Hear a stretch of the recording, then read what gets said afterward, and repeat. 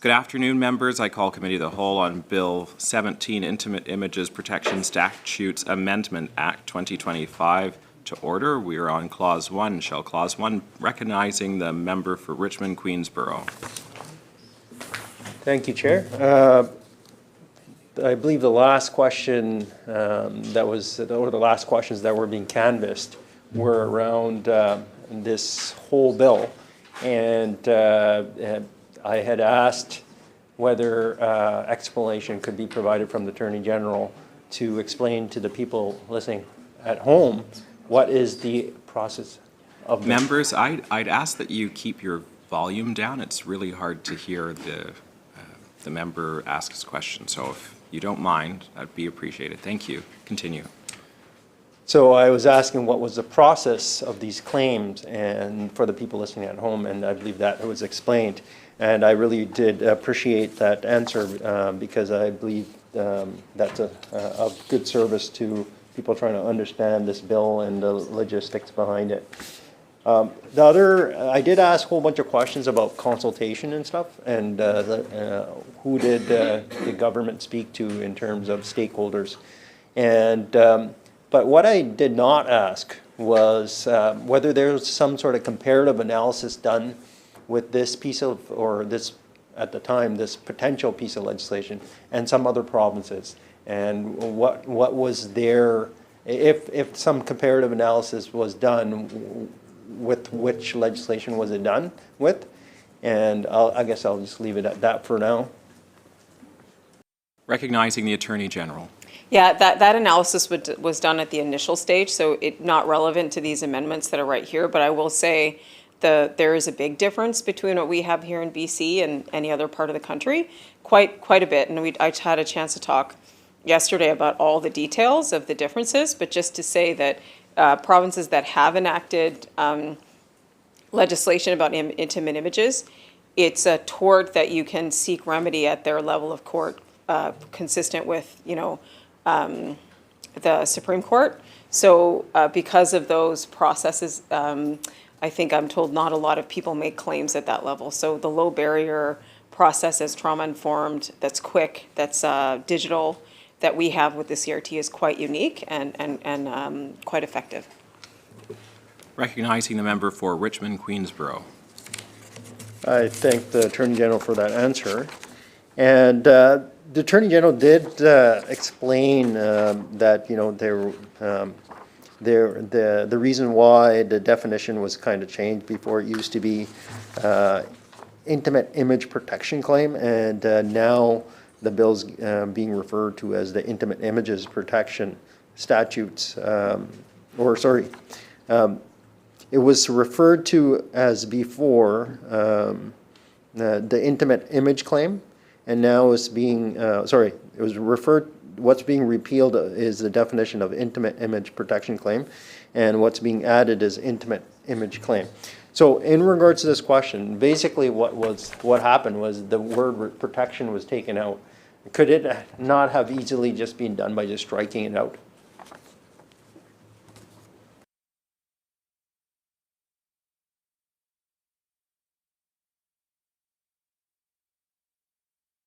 Recognizing the Attorney General. The reason to that, the answer to that question is drafting convention, and that's how the drafters recommended doing it.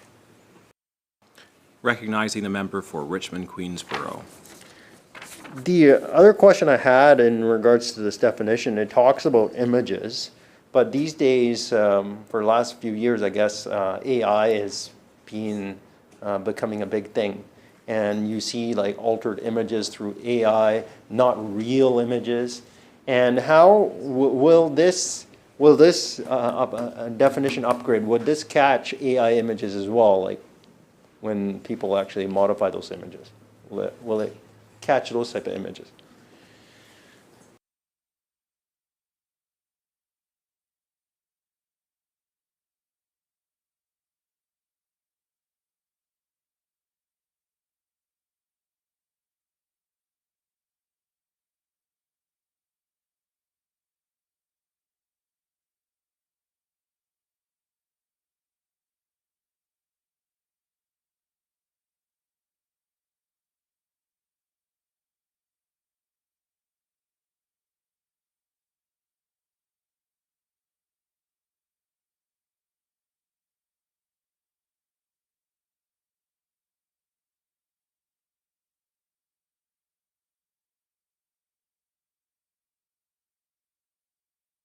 Recognizing the Attorney General. Just to be clear that this, nothing in this bill actually does anything with the part of the legislation that defines intimate images. This is about the types of claims that you can bring at the CRT. And yes, we were, I think, one of the first to have an intimate images definition that included deepfakes or altered images. Recognizing the member for Richmond Queensborough. Thank you for that answer. So that deals with intimate images that are created through AI. But another issue that pops to mind is, what if images have been shared consensually on, say, some online site, but they were meant to be partially private? For example, on Instagram, you have share to your close friends. And say if a screenshot is taken of those images and then used in this purpose, does this legislation catch that as well? Recognizing the Attorney General. Yeah, so just, I appreciate the questions, but, and they're good and interesting to answer, but they're not relevant to the current amendments, but I can speak to it in terms of the original bill. In the instant that the member describes, consent would be not existent, right? You can share your images to a certain number of people with consent, but if you, in that instance of a screenshot that wasn't consented to, would be captured in this, and also you can revoke consent if you had given it and then revoke it, because it's about respecting the fact that these are intimate images of a person. They should have control over where and when they're distributed. For Richmond Queensborough. I thank Attorney General for that explanation. And I think that's pretty much it for Clause 1. I'll sit down and wait for Clause 2. Shall Clause 1 pass? Aye. So ordered.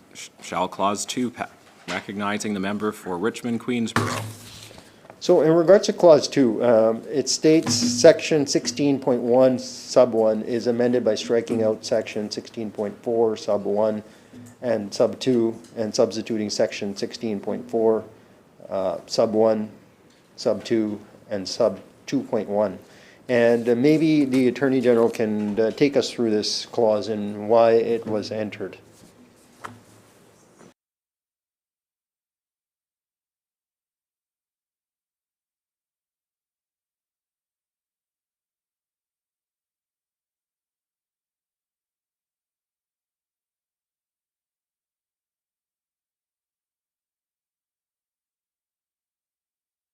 Recognizing the Attorney General. So the reason for this is to add clarity. So remember, we talked about the damage claim that is adding at the CRT under Section 6, which is forthcoming.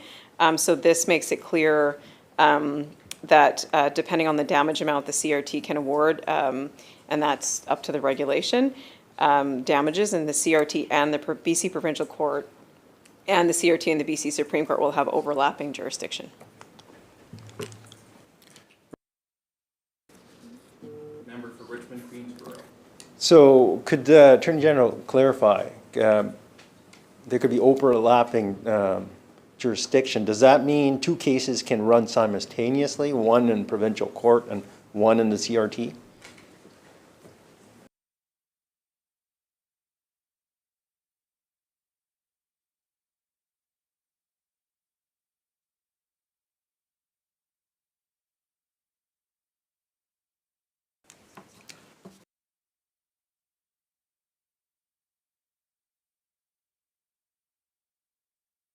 Recognizing the Attorney General. So no, under the Civil Resolution Tribunal Act, it expressly says that they can't adjudicate anything that is before the other level of courts.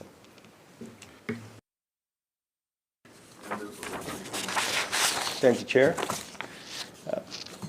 What about in a situation where the proceeding hasn't started yet, or hasn't started, there's no actionable item that's been brought forward, but the claim has been filed in both the CRT and the court, say on the same day, which would get precedent?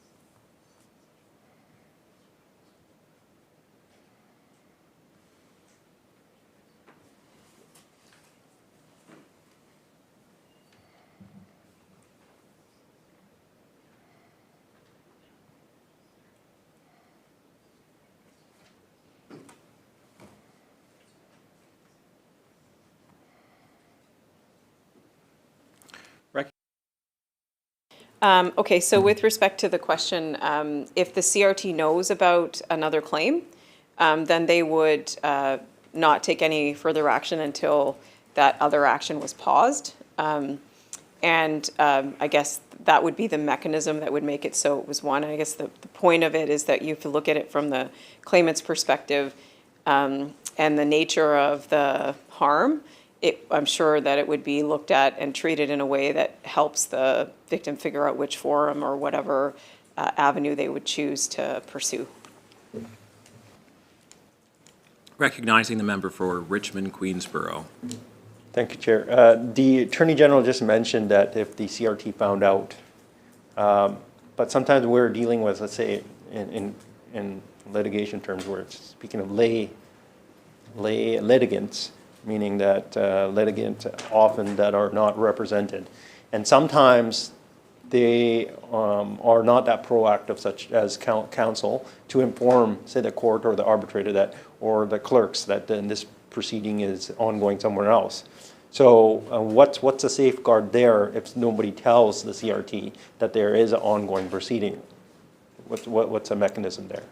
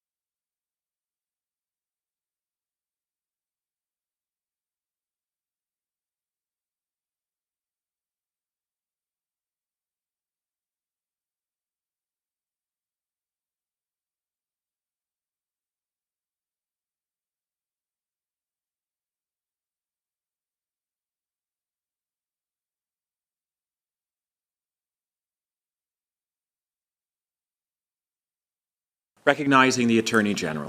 Yeah, so it gets to be a bit complicated in addressing a hypothetical without specifics. So I'm just going to give a high-level answer and then leave it at that. So generally speaking, the CRT, as we mentioned, is a fast-moving, low-barrier a process for the person. So as I mentioned, they sometimes could get a same-day order. So depending on if everything, all the information lines up and everything some things could move that quickly. So we're talking about two very different processes. And I think, as I mentioned, with this particular amendment, you could see a claimant at some point seeking their damage claim in a Supreme Court, right, for the same action, but it's a different pathway of how to deal with that action. Recognizing the member for Richmond, Queensborough. I appreciate the Attorney General's response on it being a hypothetical, but I would say that it's quite common. That happens quite often in terms of the different courts. Sometimes you have a Supreme Court action, somebody goes files in small claims court. And when you're dealing with people that aren't represented, that happens even more than, say, if they were represented. And so it's a thing that actually happens. So it would be important to know that this legislation is addressing that, because we don't want to be in a situation such as that. And I don't know if the Attorney General has a further clarification. That would be a really, really important point, because it's happened between, say, small claims and Supreme Court filings. And sometimes both of them are sitting there. The actions are, and one hasn't been dismissed. There hasn't been any action taken on one particular one. So, so the question, I guess, is there a further elaboration, or there's no further answer on that?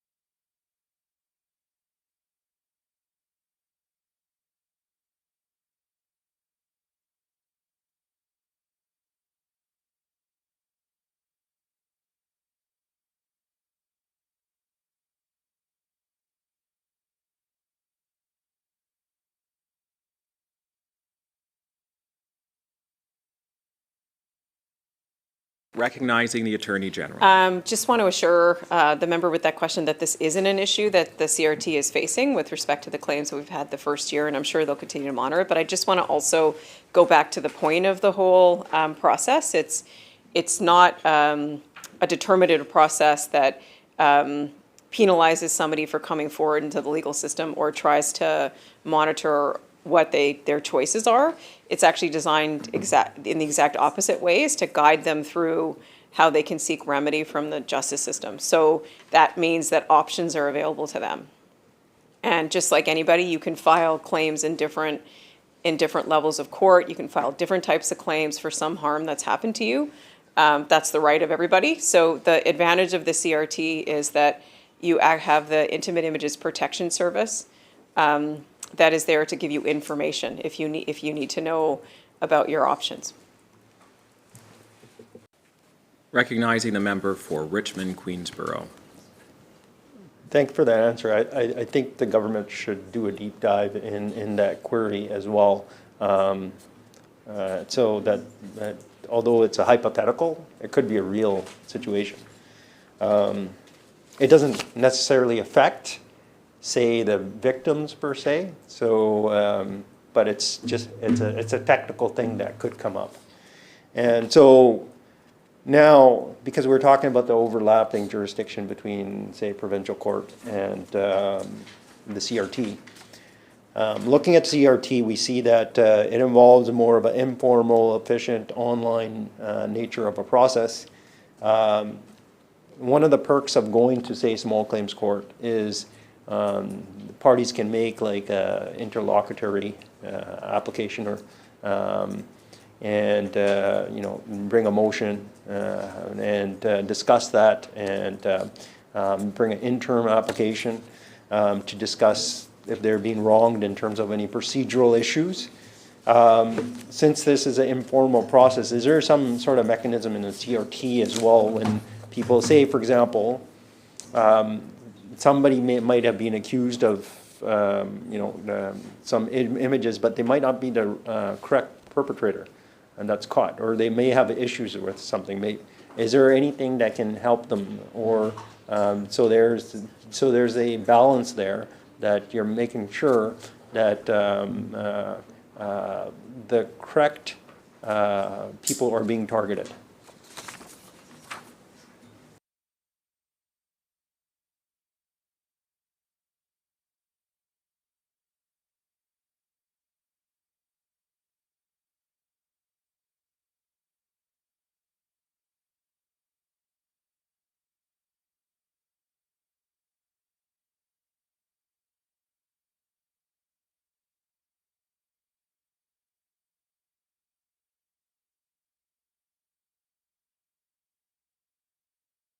Recognizing the Attorney General. Just to maybe if we could have the chair's guidance on this, am happy to give the member a full briefing on all the other provisions of the Intimate Images Protection Act.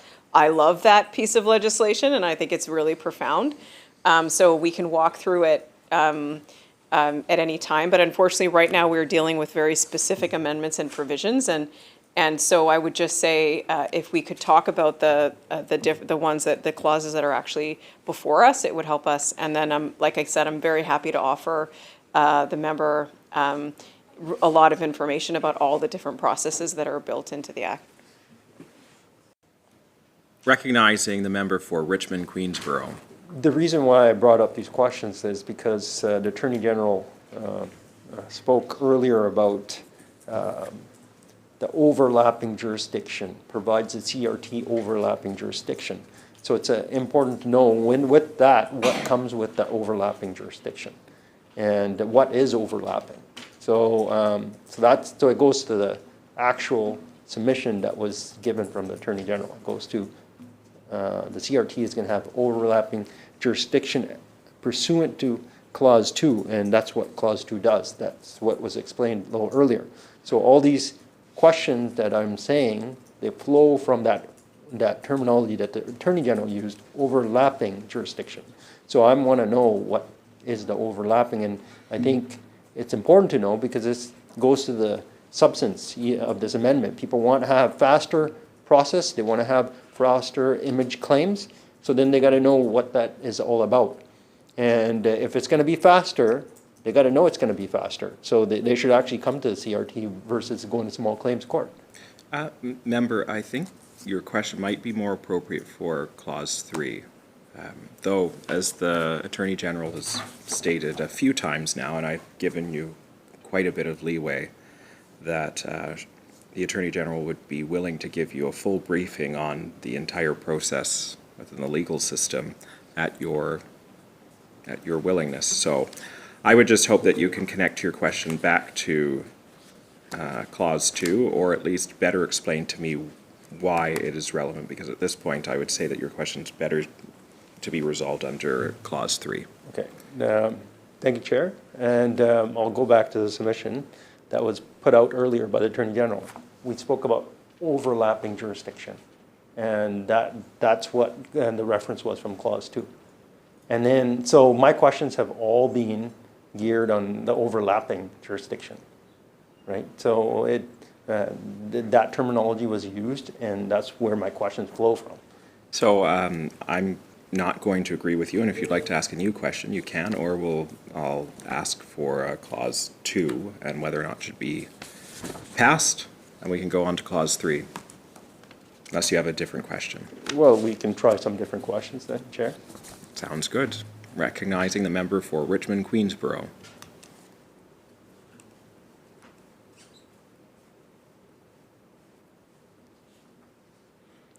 Okay, so I think most of my questions are related to the procedural nature on flowing from that query.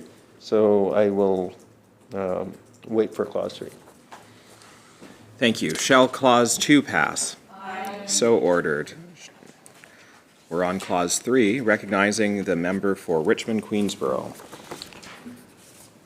Okay, so Clause 3 refers to Section 16.4 as amended by sub A by repealing subsection 2, sub C, and substituting the following: sub C, an intimate image claim, and subsection B by adding the following subsection: subsection 2.1.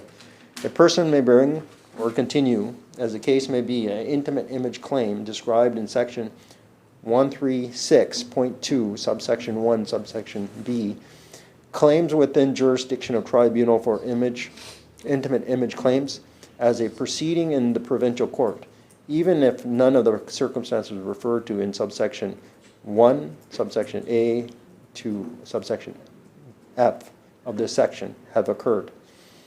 And so in regards to this particular clause, perhaps the Attorney General can take us through, first explaining how sub A comes into being here, and then can follow that through with subsection B of this clause as well.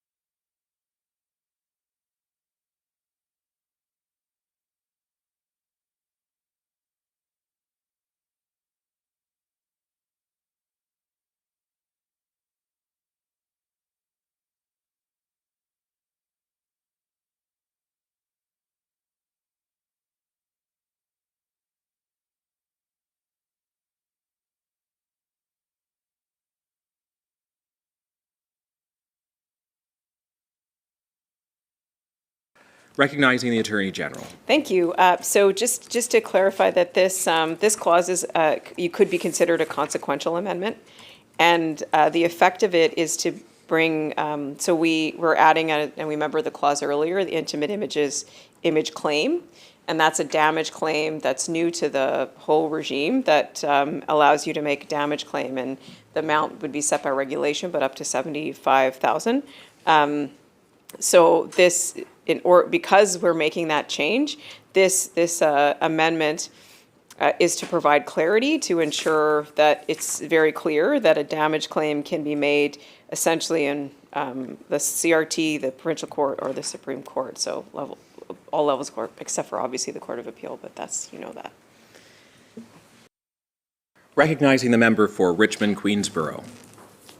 I thank the Attorney General for that answer, but then the Attorney General said you can file an action in Supreme Court, and I see what's written here as provincial court. Is there a reason why Supreme Court was also not written in here?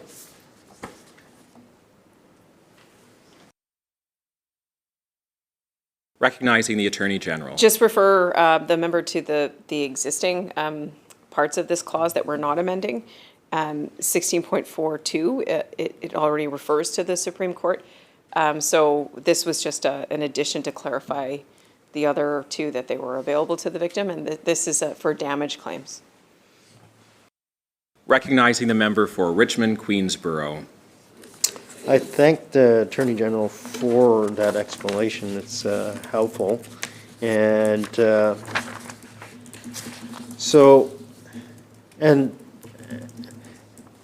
I know this adds like a damage claim. What type of consultation was done to kind of change this terminology and put this in there? Or what specific consultation was done on this part?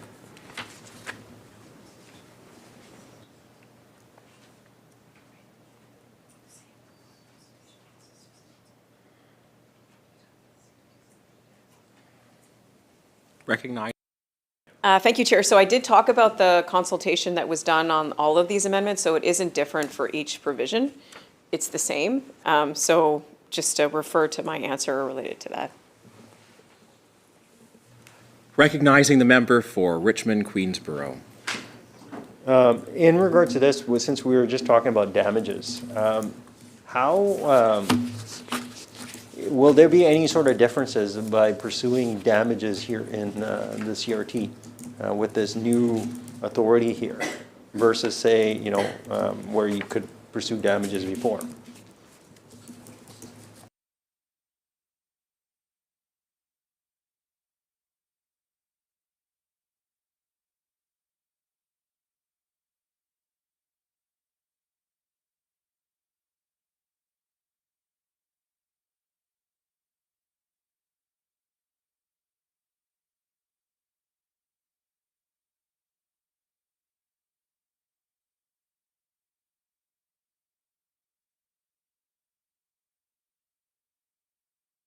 Recognizing the Attorney General. So just a general comment that of course, the policies and procedures for filing claims are different in all the different levels mentioned, including the CRT.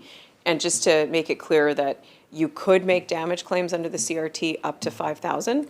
The amendments that we are making give us the ability by regulation to make it the consequences higher than that, up to $75,000. Recognizing the member for Richmond Queensborough. And since we're talking about damages, and since the number was just mentioned up to 75,000, is there a reason why it's capped at 75,000 and you can't go above 75,000? Member, that question would be more appropriately addressed under Clause 5 regarding Section 93(2) as amended by adding the following paragraph, E3, establishing a monetary amount. So I would recommend that we ask that question at Clause 5. Yeah, but I would like to see if there's an answer coming from that. Maybe there is something more in reference to this specific clause as well. For sure. However, we need to stick as closely as possible to the clause. So if you want to rephrase your question, Okay. then we can hopefully move forward on it. So in regards to this, since this allows for damage claims to happen, since this allows damage claims to happen, how, I guess, what was the question that I was asking? I lost my train of thought. Yeah, so,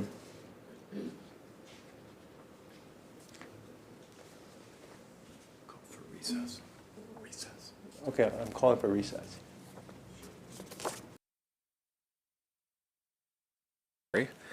Yes, the member for Richmond Queensborough has requested a recess. We'll take a short recess of 10 minutes and return back at 3:45 p.m.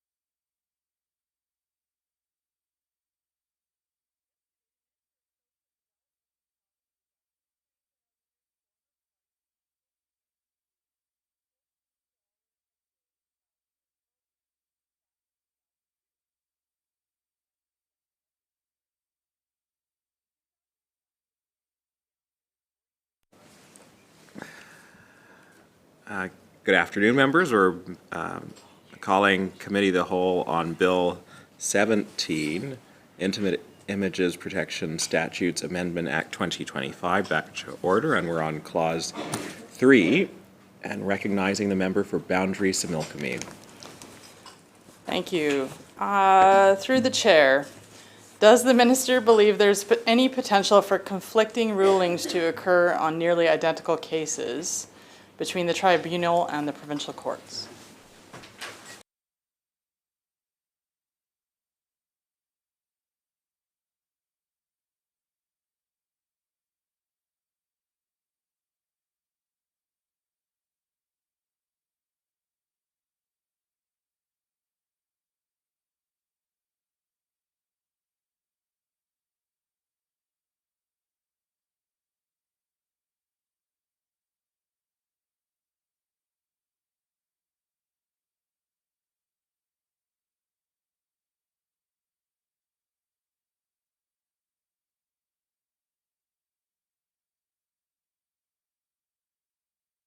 Recognizing the Attorney General. Thank you. Yeah, I'm not concerned. It wouldn't be possible for it to happen because if there was a decision from a court, then the CRT has to follow it as a precedent, and the CRT doesn't have precedential value. Recognizing the member for Boundary Similkameen. So there would be no opportunities then for an individual to continue one, like a provincial claim into the tribunal or a tribunal over to the provincial claims? It's one or the other?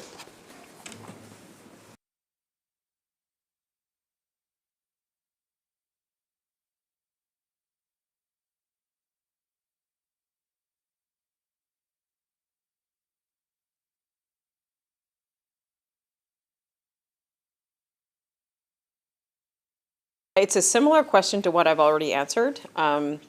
And so I've explained already on the record about how that process is and how you choose a jurisdiction and what trumps what. And so I think the most recent question was about a ruling, and I think I've answered that question as well. Recognizing the member for Boundary Similkameen. My apologies for repetition. I'm filling in as we know. So has the minister considered whether this may create confusion for unrepresented victims when they're trying to decide where to file the claim? Recognizing the Attorney General. Thank you. No, and a lot of it is because of what I've had a chance to go into detail about, which is that this process is set up as a trauma-informed process to provide information to people at the outset, and that's been working well in the course of the time it's been running. Recognizing the member for Boundary Similkameen. Thank you. Through the chair, were these changes being done to reduce burden on the tribunal, or is it to do the opposite? Recognizing the Attorney General. Thank you. No, the changes were done in response to the tribunal, as I think I mentioned earlier, that these are about continual improvements to the system. Recognizing the member for Boundary Similkameen. Thank you.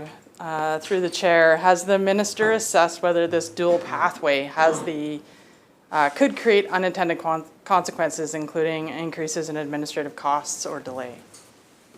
Recognizing the Attorney General. I think as we canvassed previously, and I think I've answered, that we think that the system is appropriate, and actually the CRT helps reduce a lot of those costs and is a very low barrier. We're on Clause 3. Recognizing the member for Boundary Similkameen. Thank you, and I do appreciate your patience.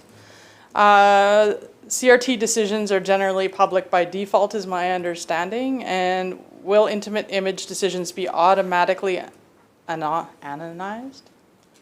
Anonymized? Thank you, or sealed.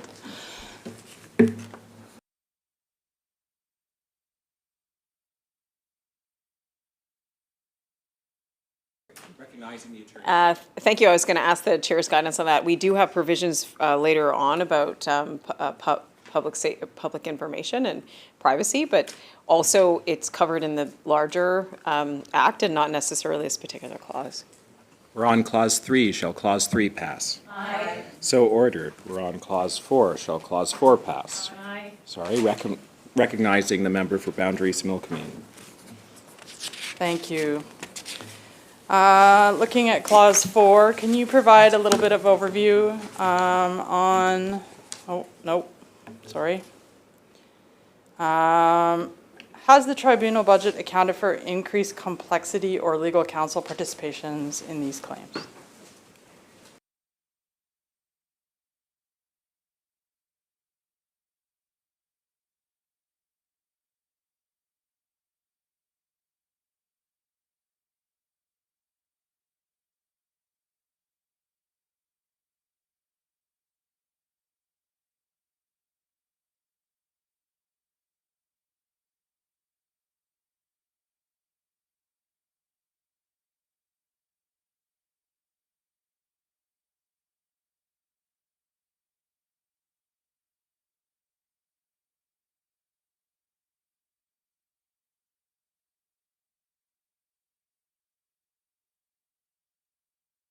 Recognizing the Attorney General. Thank you. So no, this doesn't change any of the existing, it just is it's a change in like a formality of when lawyers ask for or when it doesn't need to be, but it doesn't, we don't foresee any changes in the level of resources that are needed. Recognizing the member for Boundaries Milkameen. Thank you. Will there be any publicly funded legal assistance or community advocate support to help claimants file and present their cases? Recognizing the Attorney General. Thank you. This is a very low barrier process, the CRT, so it's meant to be, it's set up in a way that you don't require a lawyer. We're on Clause 4. Shall Clause 4 pass? Aye. Recognizing the member for Boundaries Milkameen. How will the CRT ensure accessibility for individuals who have limited digital literacy or language barriers? I think the Attorney General has answered this question a few times, not solely by you, but by one of the previous members regarding the accessibility of the CRT. So I'd ask that you ask another question. Thank you. Lucky for me, I have another one. What outreach will be done to inform the public that the CRT is now the proper venue for these types of claims? Recognizing the Attorney General. Thank you, Chair. Not related to this clause, and I explained that there's actually no changes. You could previously have made a damage claim here. It's just expanding the ability to get remedy. We're on Clause 4. Recognizing the member for Boundaries Milkameen. So for minors or vulnerable individuals filing claims, will there be special procedural supports? Recognizing the Attorney General. Thank you. Yeah, there are quite a bit built into minors and how they can make applications and the types of supports they get in the larger act. These are just specific amendments that we're talking to that are about specific clauses in the act. We're on Clause 4. Shall Clause 4 pass? Aye. So ordered. We're on Clause 5. Shall Clause recognizing the member for, bless you, recognizing the member for Kelowna Mission. Thank you very much, Mr. Chair, and good to be here. With regard to Clause 5, does Cabinet intend to raise the monetary limit to $75,000 for claims that the tribunal can decide on in relation to intimate image claims as previously stated by the Minister?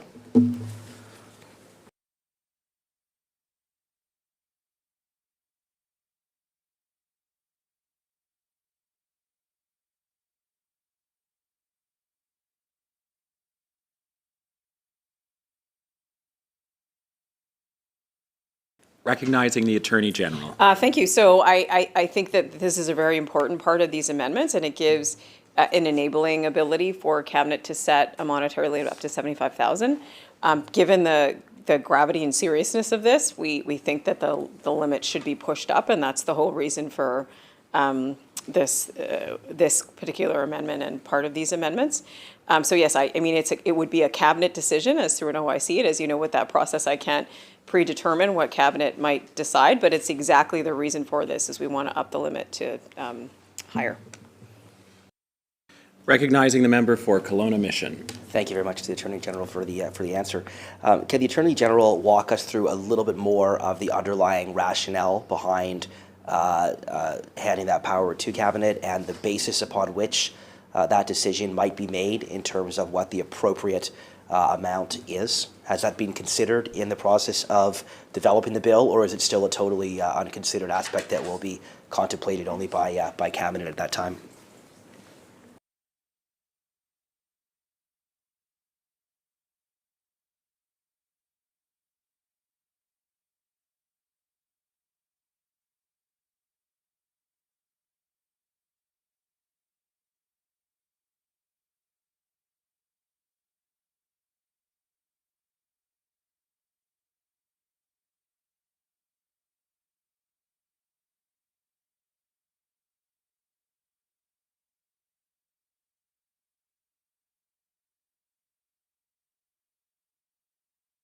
Recognizing the Attorney General. Thank you. So it is a very usual process that regulations are passed by Cabinet. So that's the reason for it. And when you put something in regulation, the value of that is you can be flexible as it changes because, as unfortunately we've seen with digital technology and the harms, things could change, right? So it gives you that flexibility if it's in regulation. And the limits are assessed based on bigger legal jurisdictions. So obviously different levels of courts have different ability and claims that you can make in them. So the CRT as the lowest barrier one, and then the provincial court and the Supreme Court. So we've maintained the ability of claimants to choose different, with the CRT being the lowest barrier. Recognizing the member for Kelowna Mission. Thank you very much. So for clarity, does this amendment remove intimate image claims from the small claims jurisdiction entirely? And if so, what is the expected case volume shift?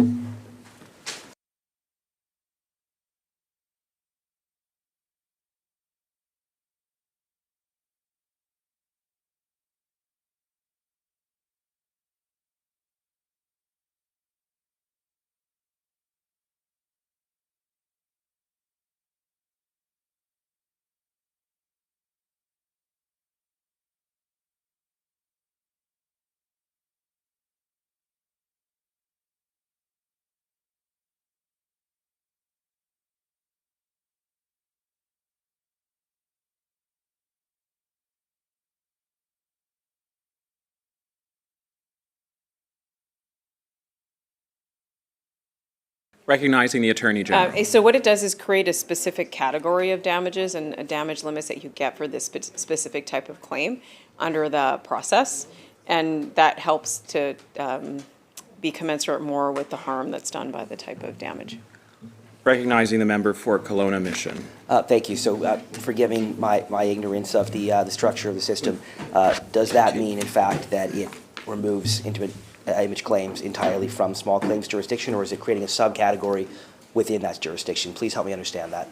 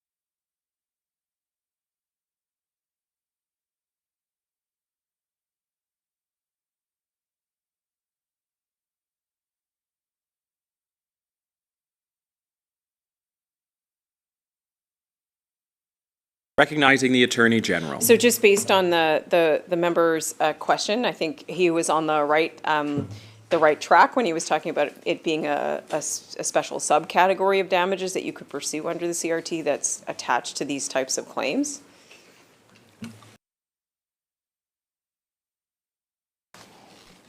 Recognizing the member for Kelowna Mission. Thank you. That's a very helpful explanation. And again, I just wanted to return to my prior question on that note. What is the expected case volume shift?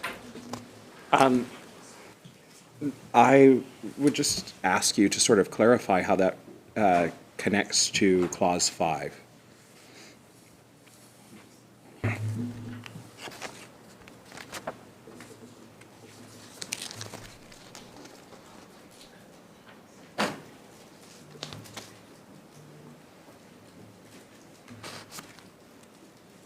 In fairness, the connection is somewhat tangential, and my notes are somewhat vague. So No problem. sometimes you just show up, and you just have notes, and you just make do with what you've got. It's like making stone soup. Well, I think you're doing a great job, so Thank you very much. You're welcome. Mr. Chair. So with that said, perhaps we can return to the focus on the monetary limit, and perhaps the Attorney General could clarify, will that limit be reviewed periodically? And if so, what will be the basis for that review?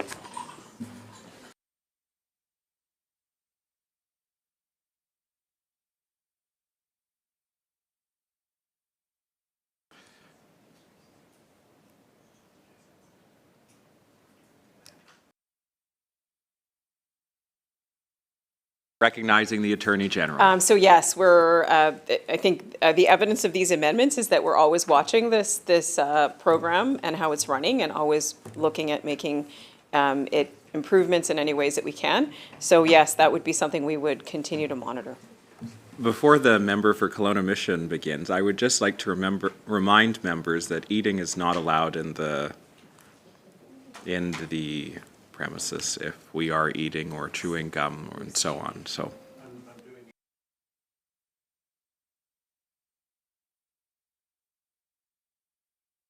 recognizing the member for Kelowna Mission. Thank you very much, Mr. Chair. And just again, returning to the matter of the monetary limit, I'm hoping the Attorney General can articulate any comparison between applicable limits in other jurisdictions that have led toward that target that we've talked about. Has there been some kind of study undertaken in terms of applicable limits in other jurisdictions, just so that we understand where we are relative to peer jurisdictions in terms of the intensity of the fine?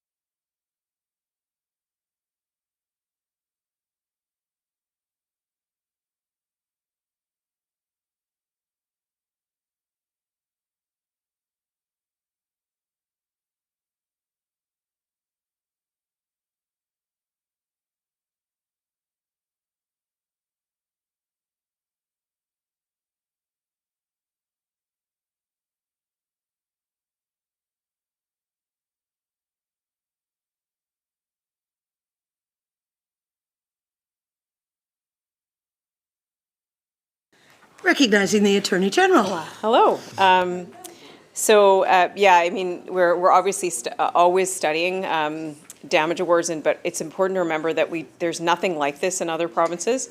So the process that's in other provinces requires a claimant to go to the Superior Court, and the Superior Court, of course, is like way higher barrier and more intensive and more expensive and all of those things. So actually, when my team searched for, when they were making it, what monetary awards would look like, there aren't many, because people don't tend to go to that level of court with this type of sensitive claim. So that was the reason to create this low barrier process that actually helps people do something quicker. Recognizing the member from Kelowna Mission. Thank you very much, Madam Chair, and indeed, welcome to the chair. It's good to see you again. Absolutely. I have not been chaired by you yet in this particular session. Let the games begin. Yes, indeed. Yes, indeed. Thank you very much to the Attorney General for that question. again, just looking to better understand the dynamics around the maximum monetary claim. Has there been work undertaken to understand what is in fact the level of claim that would have a deterrent effect in this situation? Are there, help me understand a little bit more, if you don't mind, just the basis upon which this will be determined and the intent and effect of it.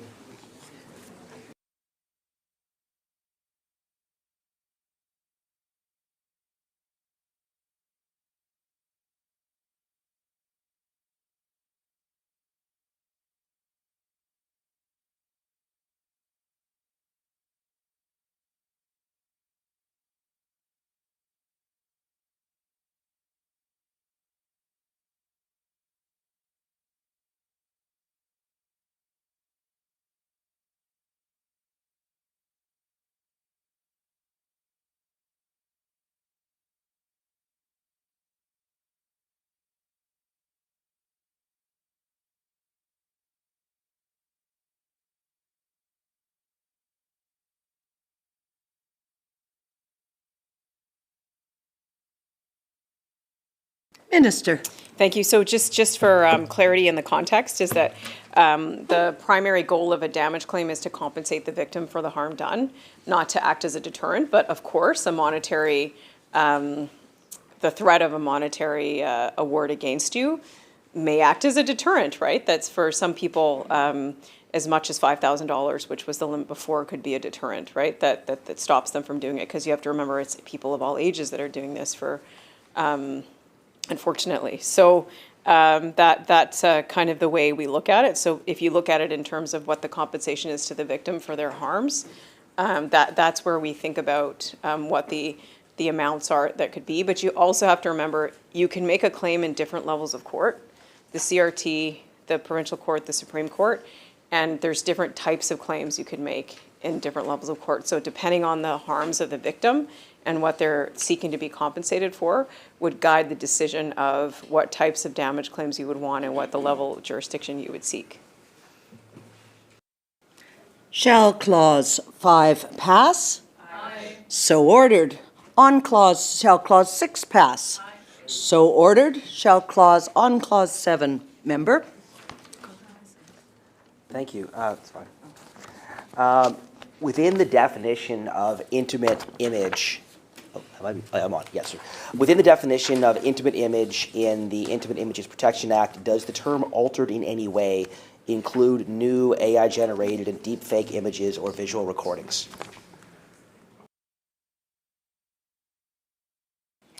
Minister. Yes, and just to be clear, that it's not new, like that was existing before. I think we were one of the first jurisdictions to put in there that altered images are included. Member. Thank you, Madam Chair.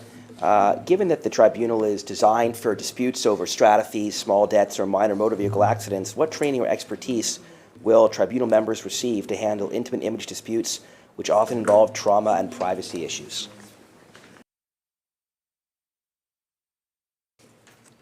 Minister. Thank you. It is a very good question, and it's one that I have answered at the offset. And I was able at the very start to ask about how this is a complete trauma-informed process. So not only is the whole process set up to be trauma-informed and victim-driven, there's also an intimate images protection service that we launched accompanying it, where over 700 people have gone to receive supports for the trauma that they encounter with this type of harm.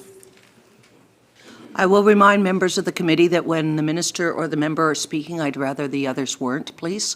Thank you so much. Thank you, Madam Chair. And thank you to the members for piping down over there. Hey, it's my job, not I'm sorry. Okay. So, just returning up to the definition of intimate image, I would like to just explore in a little bit more depth the extent of the definitions, particularly given how serious issues around AI generating and deepfake images and visual recordings are becoming. What was the discussion that formed the basis for not explicitly including in a very spelled out way AI generated and deepfake images in the language?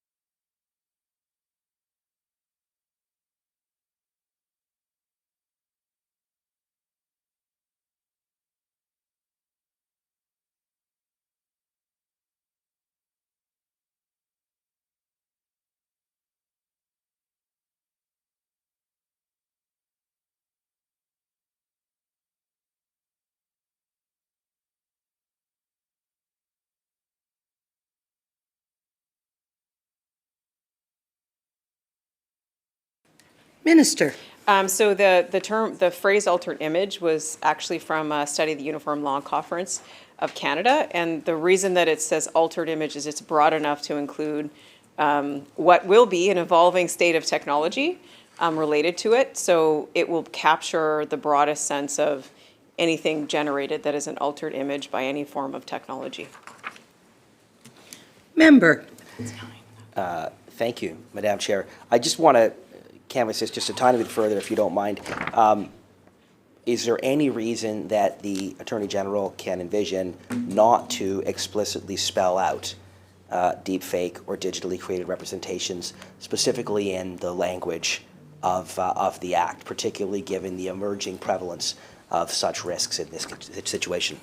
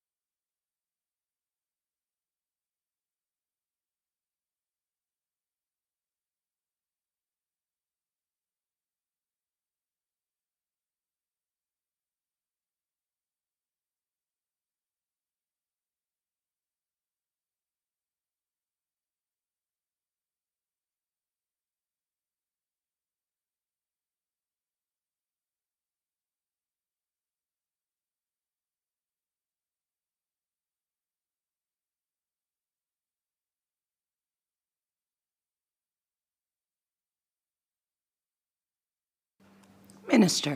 Thank you. So there is a very good reason why we don't include any other specific definitions of deepfakes. First of all, what is a deepfake? It's a colloquial term. It's not a legal term. And also it could change and be altered through the way people talk about things. And also AI generated, some new form of technology could come in. So by saying altered image, you've captured, in like the broadest legal sense, you've captured the changing ways technology could alter an image. And another reason why you don't list things, and it's a legal, it's a very important legal thing, that once you start listing in a statute, the statutory interpretation shifts to, if there is a list and something's not on the list, then it must not be included.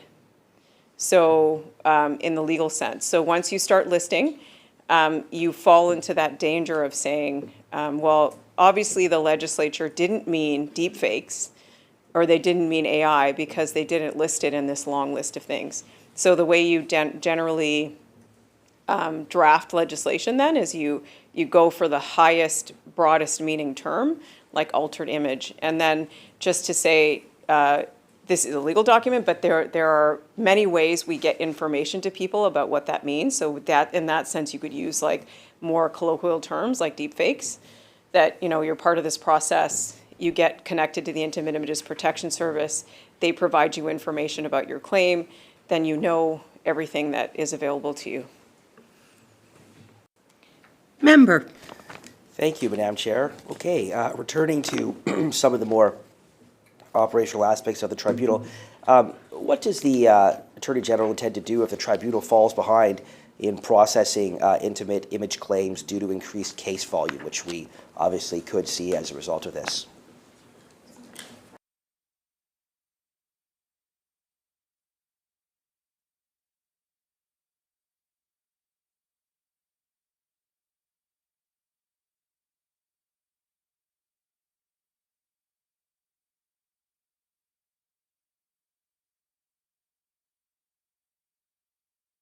Minister. Just to make it clear, because of the CRT process, they do triage and prioritize these claims.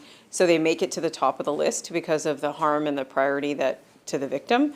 That is always going to make it so. These are processed, and I said sometimes same day processing of these claims and the orders that are given. So we don't expect there a backlog related to these claims, but of course, as Attorney General, my job is to continually monitor the resources that a tribunal has and make sure they have what they need. Member. Thank you very much, Madam Chair. If a claim falls within the jurisdiction of the tribunal, will individuals still have the option to file in provincial court if they prefer?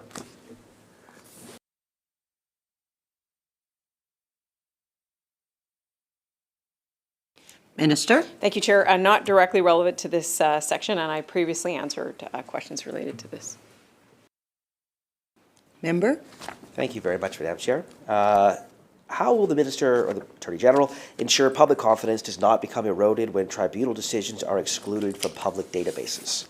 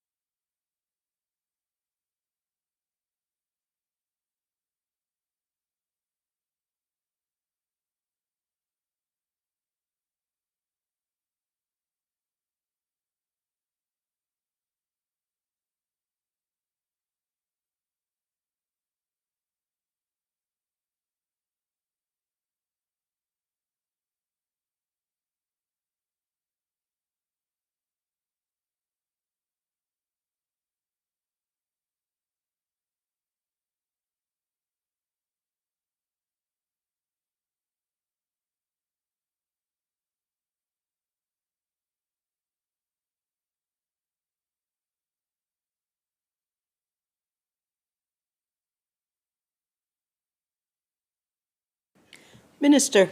So the principle that guides this is we wanted to make it as low barrier and not have a deterrent for people to come forward. And because of the sensitivity of these types of claims and the often unwarranted shame that people have with these types of claims, this type of protection weighs the protection of the privacy of the claimant over, so says that it removes the publication of damage words. And actually, we think because of that, more people will come forward because there's no threat that your privacy would be violated by something being published about a decision that related to you. Member. Thank you very much, Madam Chair. I appreciate the answer. Has there been consultation with the legal community or victim advocacy groups regarding the confidentiality provisions and trade-offs within that? And could the Attorney General speak to the nature and breadth of that consultation and what was heard? Minister. Just to say that this provision doesn't change in these amendments. This has been existing in the bigger legislation, and during that time, it was a huge level of consultation that happened with frontline advocates, legal experts, lots of research about other jurisdictions, which is what made this process so innovative and groundbreaking, is that we really dug into what was needed to develop a trauma-informed, victim-centered process. Recognizing the member from Langley Walnut Grove.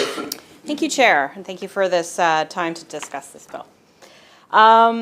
Referring to 136.2, subsection 2, it talks about, for the purposes of this act, that the tribunal is to be considered to have specialized expertise in respect to a claim. Could the minister please quantify or justify what that statement is to have specialized expertise in regards to this?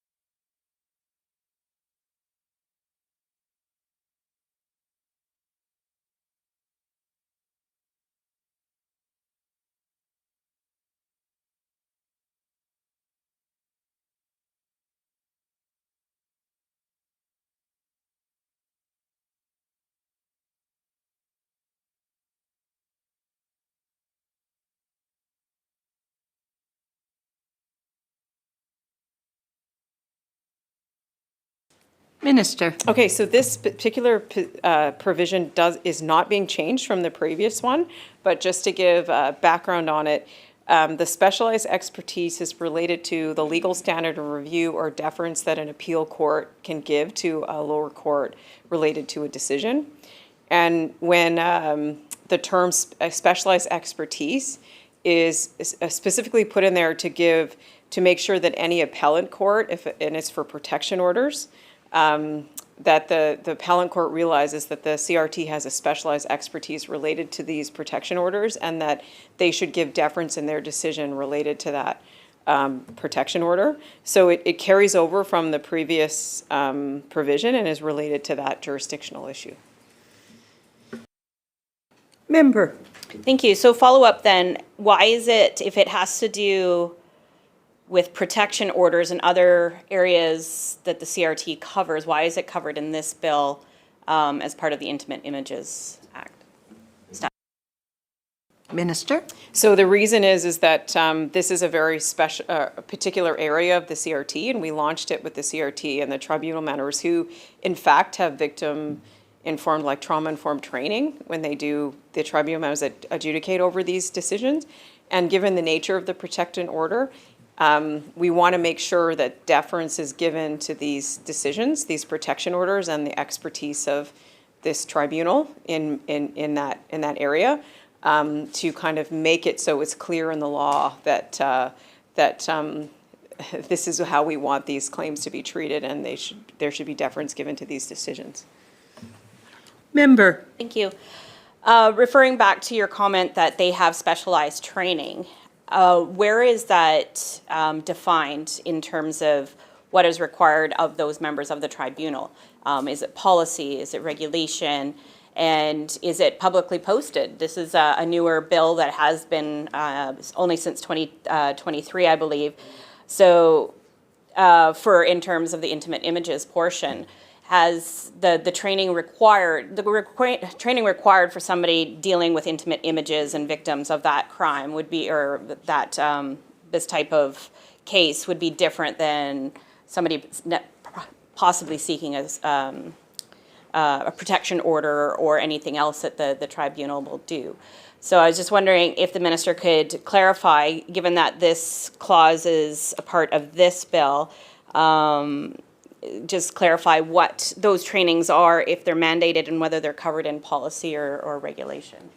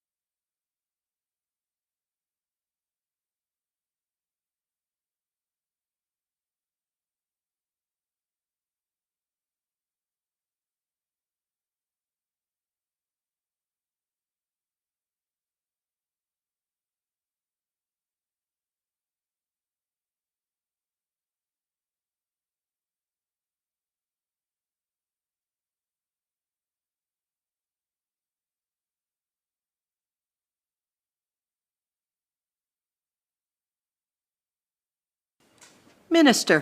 Thank you. This is a great opportunity for me to highlight the great work of the Civil Resolution Tribunal.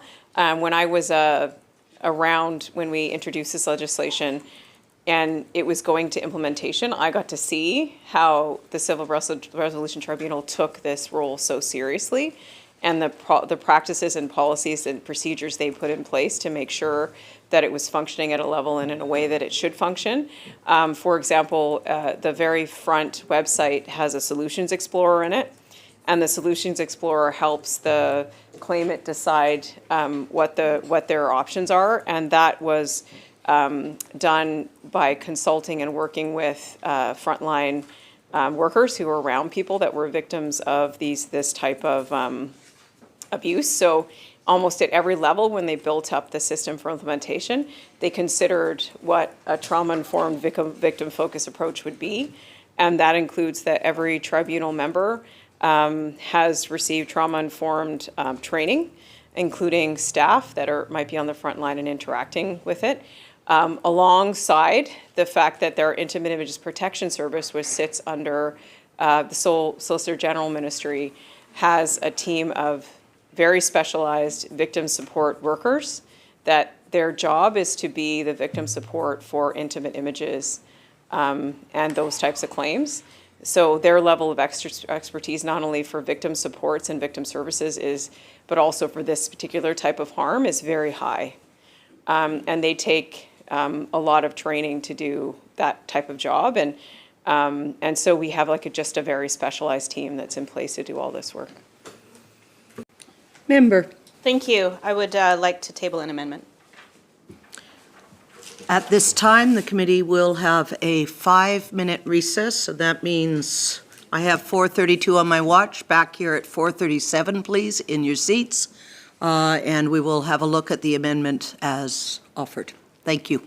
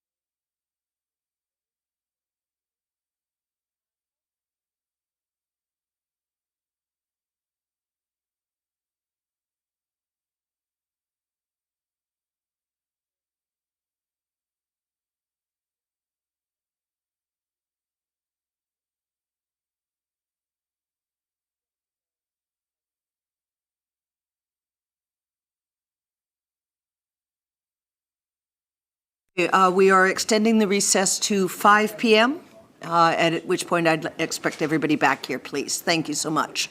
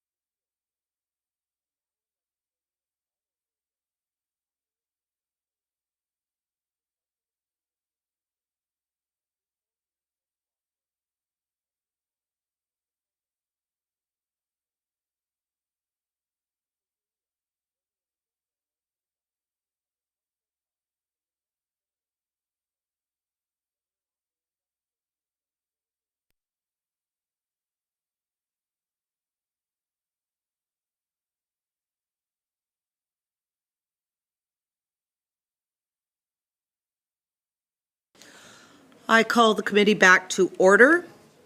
We have an amendment on Clause 17, which I find to be in order. Prior to recognizing the member to speak to the amendment, I recognize the Minister of Post-Secondary Education and Future Skills. Honorable Chair, I move that the committee rise and report progress and ask leave to sit again. Members, you have heard the question. All those in favor indicate aye. Aye. Those opposed indicate nay. The motion is carried, and this committee stands adjourned.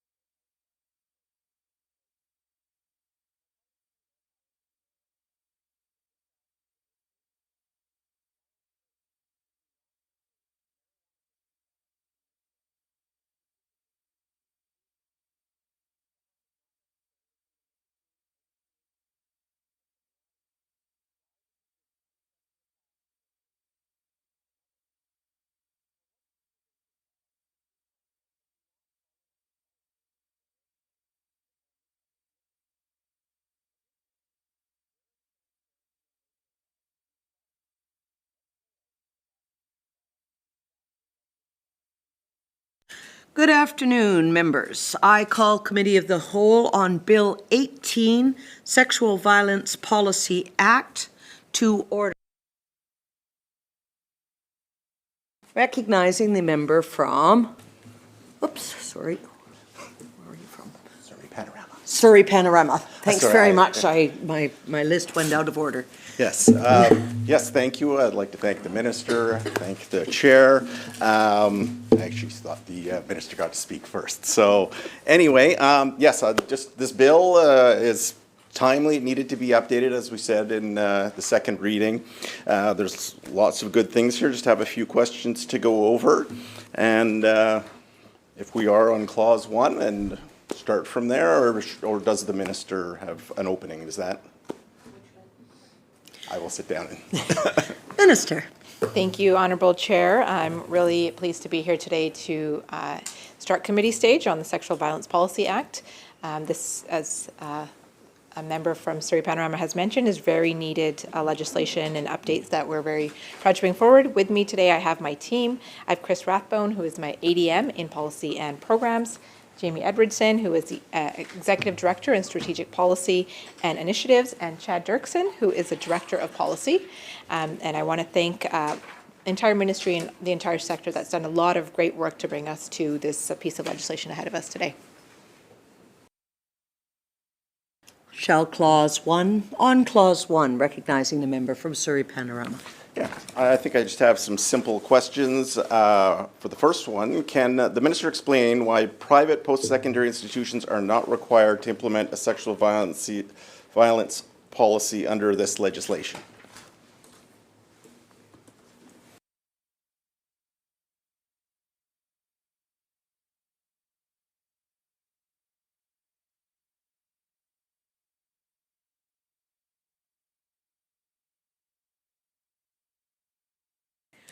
Recognizing the Minister of Post-Secondary Education and Future Skills.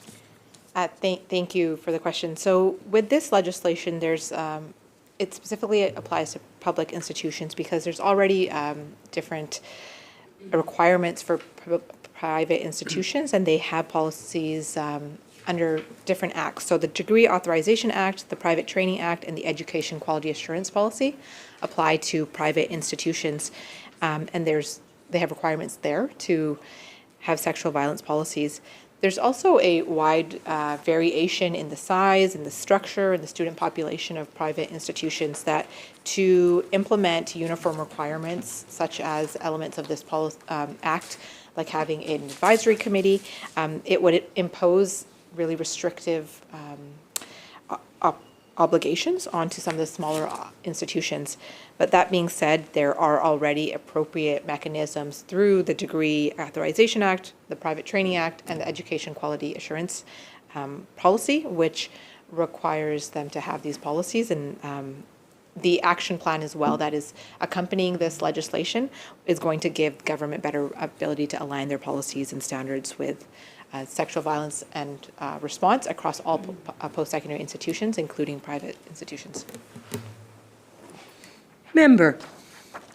The definition of member of the institutional community includes contractors and volunteers. There doesn't seem to be a requirement to screen or train them before granting them campus access. Is there thoughts of adding anything like that to the legislation?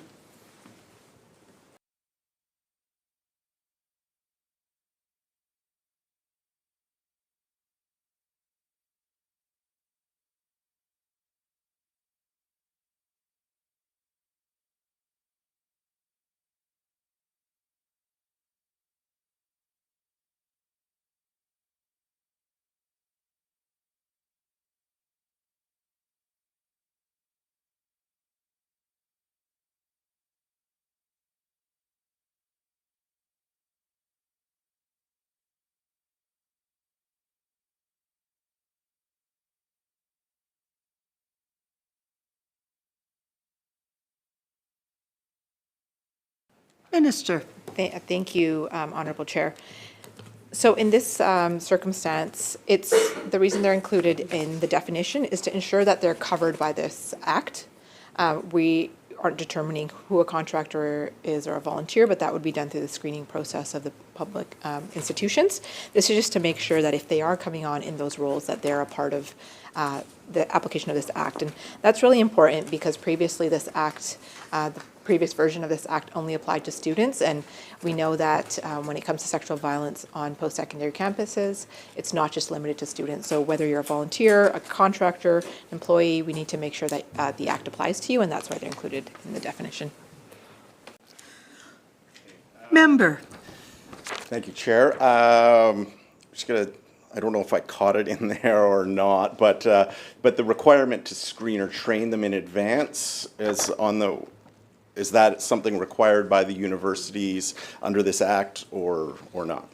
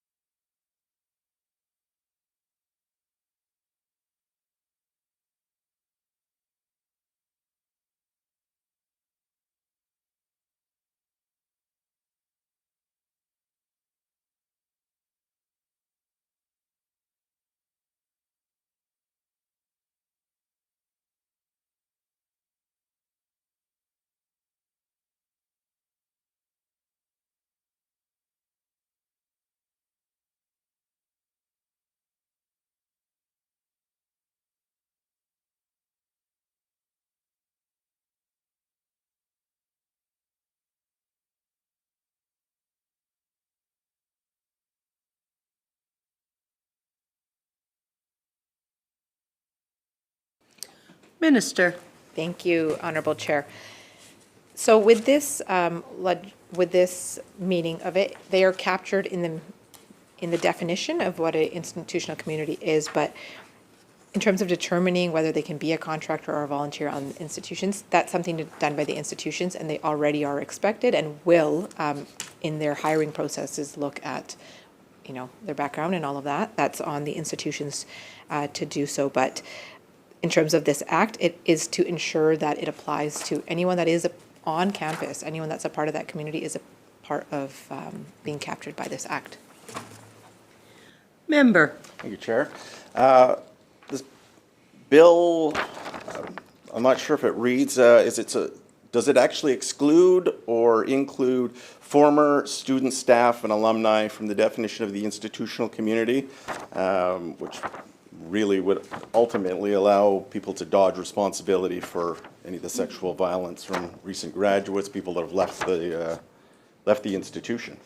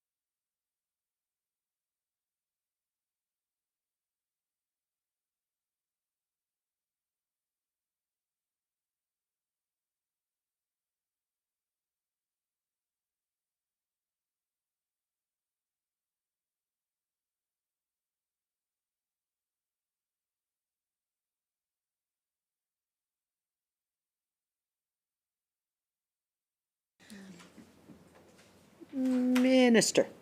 Thank you, Chair. So with this legislation, first, the list of individuals that are listed under member of the institutional community, that's not an exhaustive list. So if it was a past student, if it was a past faculty member, and they were on the post-secondary campus at the institution, could be included in this definition.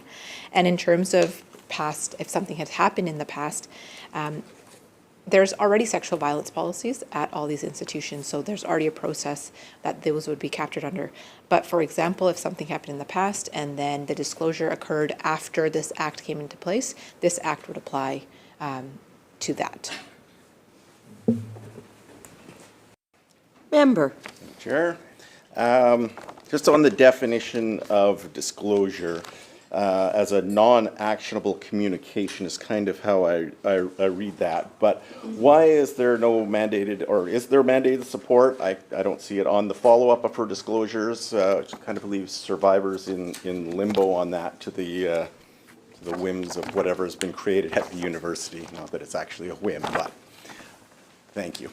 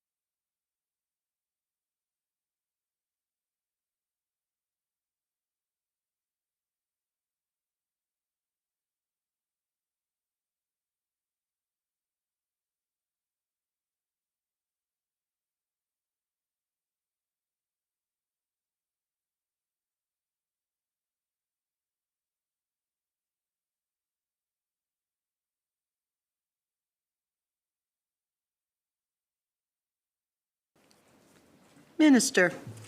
Thank you, Chair. So with regard to what disclosure is in this situation, if a student comes forward and is sharing with the institution what happened, the disclosure helps them get the supports that they need to move forward. So whether that's, accommodations with writing exams, or if they need supports, that's what the disclosure refers to. If they want to launch an investigation, that's where it would be a formal report would be made to lead to such an investigation. So in this situation, it's just disclosure would, it's not at a whim, it's institutions have protocols in place, and disclosure would ensure that the institutions can move forward to help support the student that has experienced sexual violence. Recognizing the member from Chilliwack North. Thank you, Madam Chair. So my question is around the term, the difference between the term sexual misconduct and sexual violence. They're two very different things, and I'm wondering what are the legal ramifications between the two terms?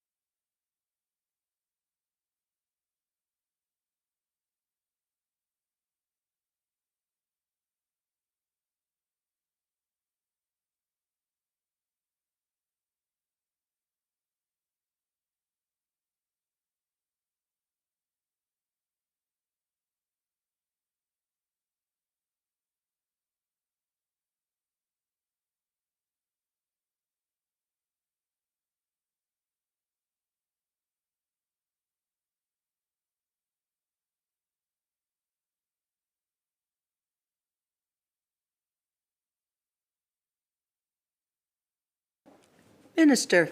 Thank you, Chair. So with the updating of this legislation, one of the reasons was because the word misconduct in itself is, through the work that we've done with partners and seen in general in communities, that it's really inappropriate and outdated as a term that's been used. And by using the term sexual violence, it's more appropriate to what's actually occurring. It describes the act more significantly. It also is a more trauma-informed term that includes a wide spectrum of behaviors from harassment to voyeurism to sexual assault, and it accurately represents the spectrum of behaviors that policies should address and that our intention is and that institutions want to work with us to help address. So that's really the difference, is it's just a more wholly encompassing term of what we're trying to capture here.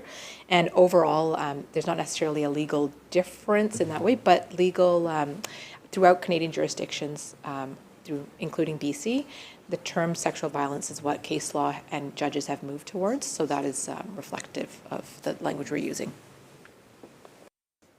Member. Thank you. Thank you, Madam Chair. So obviously, sexual violence is a very, very serious accusation. And so if someone is maliciously or wrongly accused of sexual violence, what are the recourses they have afterwards?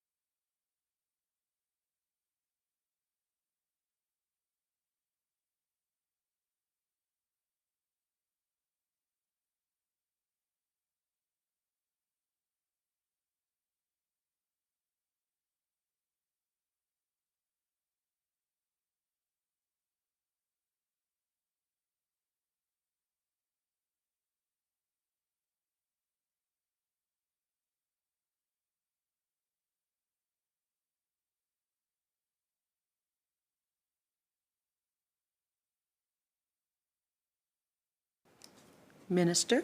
Thank you, Chair. So the use of the term sexual violence in this course is to ensure that there's the right processes in place and that it recognizes the seriousness of the crime, as you've noted as well, that sexual violence is very important and serious. And if a victim faces that, it needs to acknowledge that in this language. In terms of any stigma that someone would face from having a case of sexual violence against them, it's important to remember that this process in the post-secondary sector isn't a criminal case or held a public hearing. This is where the victim would come forward, they bring forward their facts, an investigation would be done by the institution, and the results of that would all be private. So that stigma factor of using the word sexual violence is different in this circumstance. And it also still allows and recognizes how significant of an impact such an act can have on a victim without having the public impact that would happen if this was a criminal case of about sexual violence. Shall Clause 1 pass? So ordered. Shall on Clause 2, recognizing the member from Surrey Panorama. Yeah, with the sexual violence definition, which is carried over to Clause 2, I mean, it seems fairly clear, but if there's, I just want to make sure there's not really any grounds for misreading. But sexual violence, it includes the threats, attempts, and it seems clear, but I just want to clarify, does it include verbal threats, online threats that trigger the same institutional responses?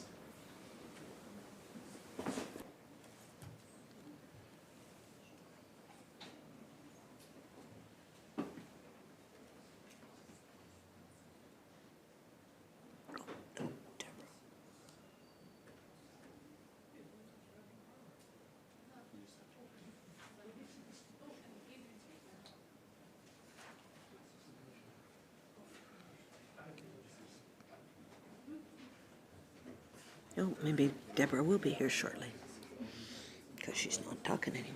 Okay. Look at that.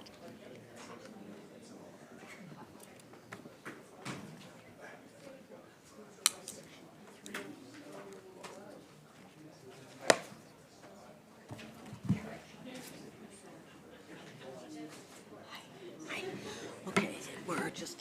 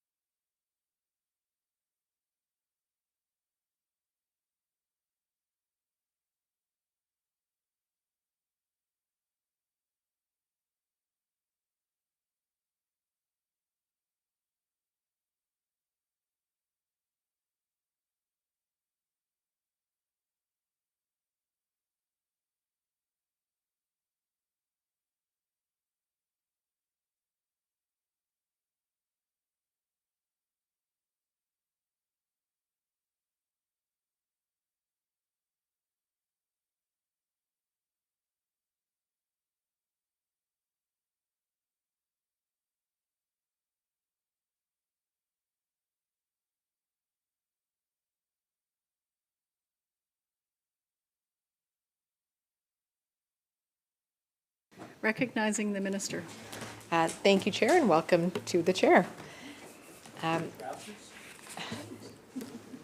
So to answer your question, yes, if there were acts that were done that would be considered sexual violence that were physical in person, they would also cover any acts of the same nature that were to occur online as well.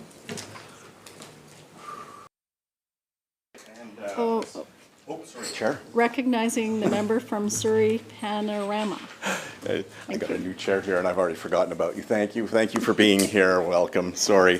When my friend was asking questions, actually just sort of popped into my mind about the seriousness of this. And again, much like my last question, it seems fairly clear that, you know, these are all serious offenses that are being looked into. I just want to confirm, you know, using some of the terms today that people get offended by do not fall under this legislation. So, say, misgendering, using the wrong pronouns would not be captured under this legislation and under this bill, sorry.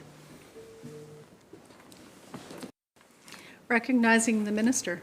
Thank you. So as I said in the previous answer, if the act was to be, and the definition of sexual violence, so what's outlined here and what would be in align, actions in align with what is here in terms of sexual violence, and that was to occur online, then it would be considered sexual violence. It's not a wide scope of things that happen online. It must meet the definition of what sexual violence is first, whether it's in person or virtual. Recognizing the member. Thank you, Chair. I'm looking at the seriousness of that, so I'll just try and re-ask the question if I can get a different answer on that. Is the level in there, I mean, these are all, I think these are all criminal, and so we're looking at things like, I said, if I was in front of, not whether it's virtual or written or anything else, under any aspect of that, would it be, misgendering somebody using the wrong pronouns? Is that captured on this, or, are we only looking at the serious offenses that fall, basically, that are criminal?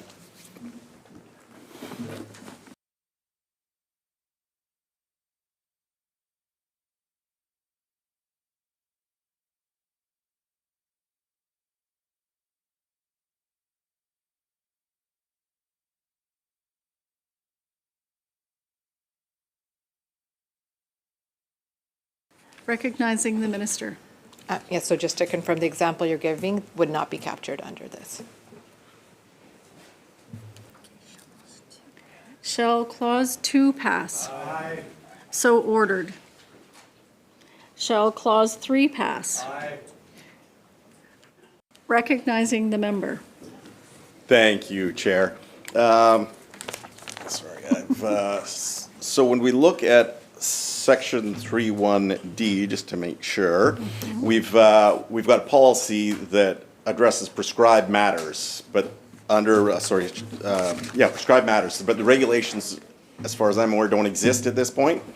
Are we relying on future regulation that we don't know whether it's going to materialize or not on that, or do we have a plan on the regulations?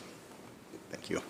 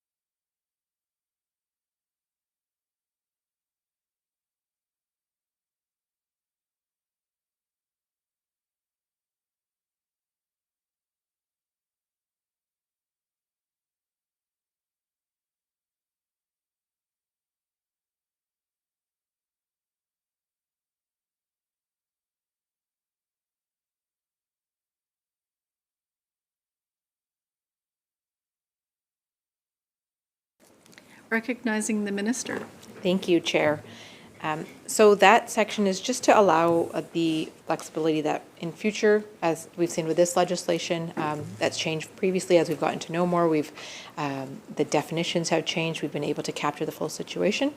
We want to make sure we have the flexibility built into this, that as we continue to partner with stakeholders and partner with community partners and post-secondary institutions, that we have the ability to address any future impacts on to address sexual violence. So that just gives us the power to do so, to capture that without having to draft new legislation and new acts to capture any new definitions that occur. Recognizing the member. Thank you, Chair. I think you've answered one of my other questions there, so that's perfect. Are there any consequences laid out for not meeting any of the requirements set out in Clause 3?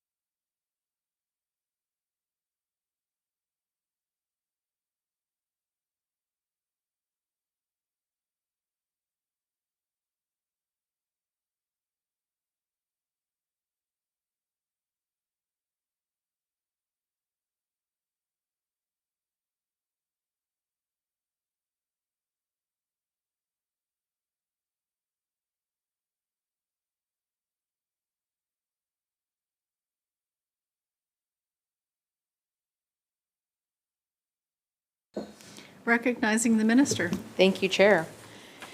So when it comes to this policy, there is the expectation that we have that institutions are going to comply. But more than that, I want to highlight that the post-secondary institutions are truly our partners in this work, and they want to comply, and they have been meaningful partners in getting us to this place of putting this legislation forward. And we've actually able to give them more tools to implement that, and we'll talk about that later as we get into first sections. But to give them the authority, but also the clarity of what they're able to do to support students. So we know that institutions are invested in ending sexual violence in post-secondary communities, and that no legislative penalties have been required to date to have them to ensure their compliance with the sexual violence policies that they currently have. We work collaboratively with post-secondary institutions. We're going to continue to do so and monitor compliance through annual reporting mechanisms, and we expect an existing oversight mechanism. So if an institution is suspected of not complying with the Act or its own policies, community members are able to file a complaint with the BC Ombudsperson, and they're able to investigate and determine whether the established policies need any corrective actions, and to promote accountability through impartial review at that time. Recognizing the member. Thank you, Chair. Just going to follow up with that on just a little bit. It was very thorough, but I will ask, are there any penalties for institutions who do fail to meet these requirements?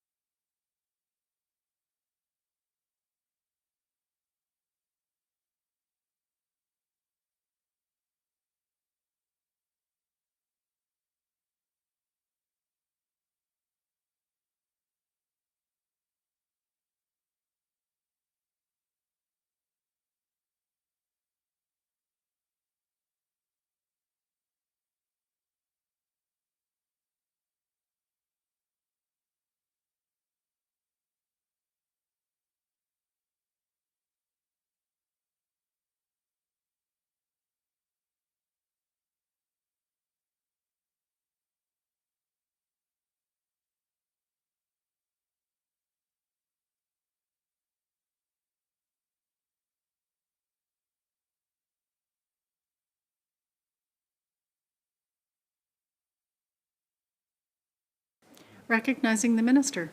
Thank you, Chair. So, as I said, this is something that institutions are partners in, and they're invested in doing this work, and they want to ensure that their sexual violence policies are the most up-to-date that they can be. So that's the work that we're doing with them, and to date, there's never been any need to have any legislated penalties for the lack of having these policies implemented. And also, because we know that institutions want to do this work, if they ever ran into any kind of issues where they are having trouble being able to implement this, we'd work with them, as we have done so in years, and we'll continue to do that work to make sure that they're able to implement these policies, because it's a benefit for them, for students, and for all of us to be able to have the most up-to-date sexual violence policies and protections in place. Recognizing the member. Thank you, Chair. Is there a timeline that the minister expects post-secondary institutions to have implemented the requirements by?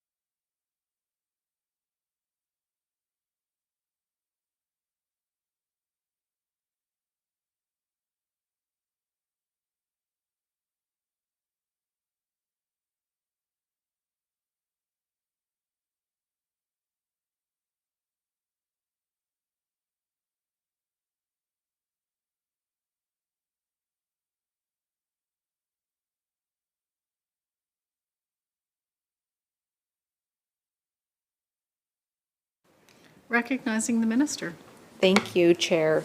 So after this legislation is passed, we have the ability by regulation to determine, prescribe a date on which it'll become enforced, and they'd have to, post-secondary institutions would have to implement their policies. And with that, it gives us the flexibility to ensure that they have the capacity to implement them, but also enough time to do so, and that they are, anything without putting an undue burden on them. But I know that with the work that we've done, institutions are, proactively looking to implement these policies. So we look forward to doing that work with them to get it up and running as quickly as possible. Recognizing the member. Thank you, Chair. Just a question about the post-secondary institutions and the standardized sexual violence policies that we have. Are they free to develop their own policies, or do we have, are they free to develop their own policies that meet the government's requirements?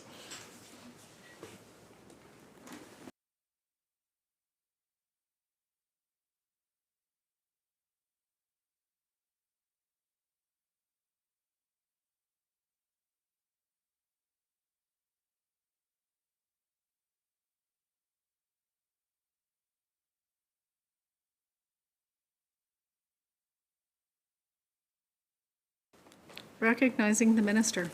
Thank you, Chair. So yes, so as long as the policies meet the framework outlined within this Act, the institutions are free to develop their policies, but must be in line with the framework outlined in the Act. Recognizing the member.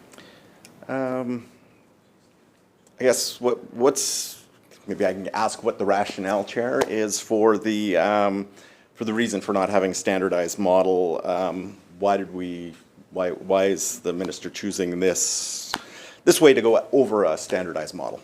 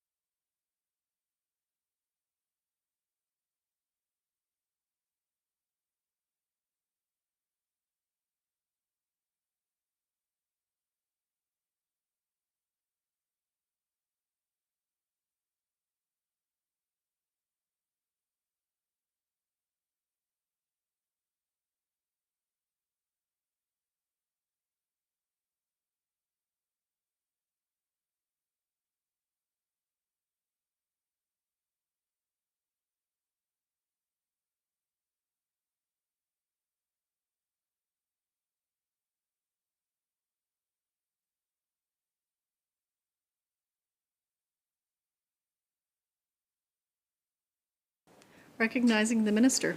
Thank you, Chair. So currently, we do provide guidelines to all the public post-secondary institutions from which they can build out their specific policies. But it's really important that we recognize that each institution has specific needs based on the communities that they're in.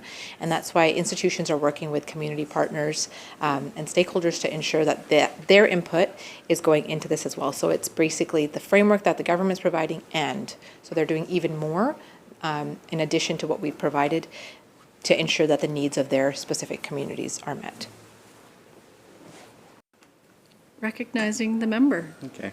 Yeah, thank you. Just to clarify on that, I think that answer is very good. Just want to make sure there's, the clarity on that is if the goal is to get everybody on the same page with sexual violence policy and the framework to prevent it. Yeah, why are they not following the same standard, or do we fall into that?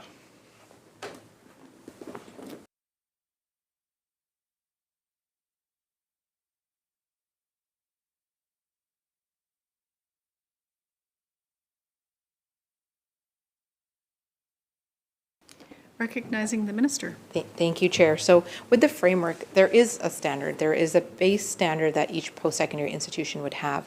This just allows them the flexibility to have additional aspects to their policies that meet the needs of their specific communities. Would it make sense to mandate institution maybe in the Lower Mainland in an urban center that has different community needs than maybe a rural campus? So it's basically the framework, and so I would say it's an additional tool that they have to strengthen protections against sexual violence on their specific campuses.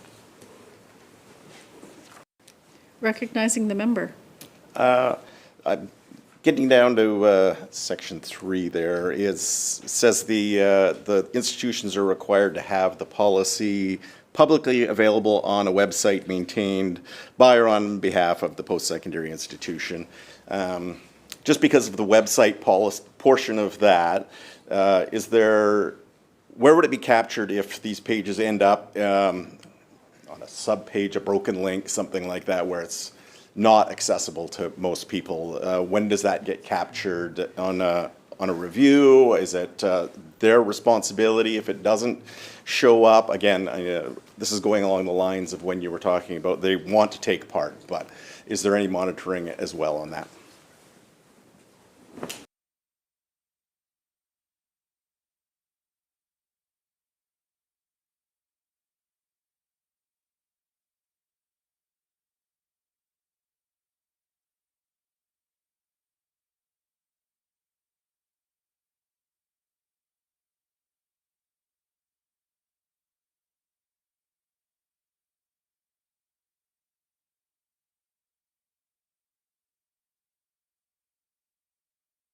Recognizing the minister. Thank you, Chair. So the review of these policies by our ministry is done on a regular basis. So it's something that if there was to be a broken link, it would be caught by that review.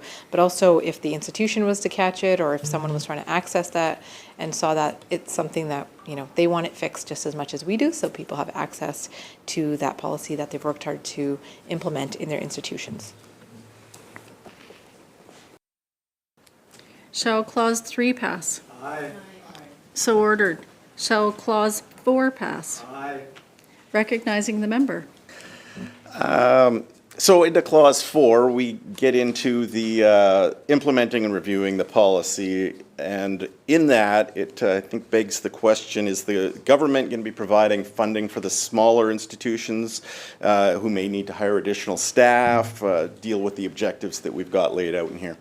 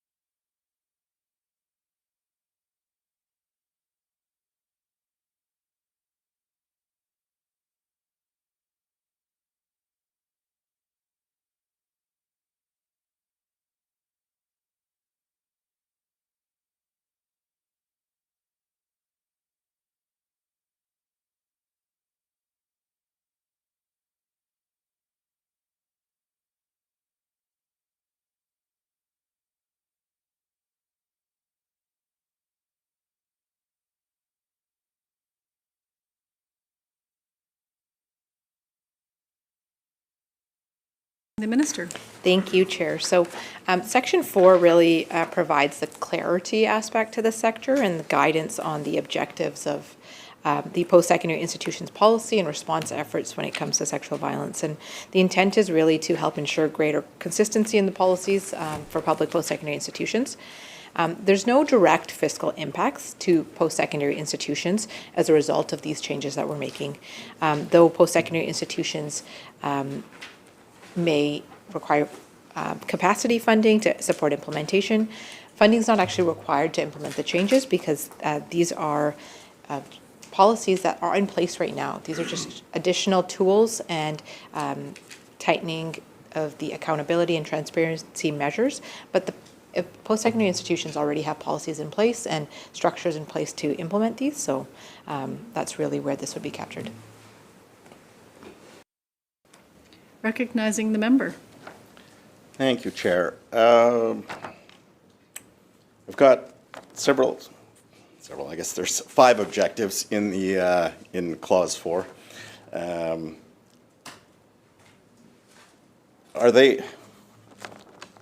They're non-enforceable aspirations that we have in there, but do we have any metrics, accountability mechanisms, accountability mechanisms that would cover what we have in there?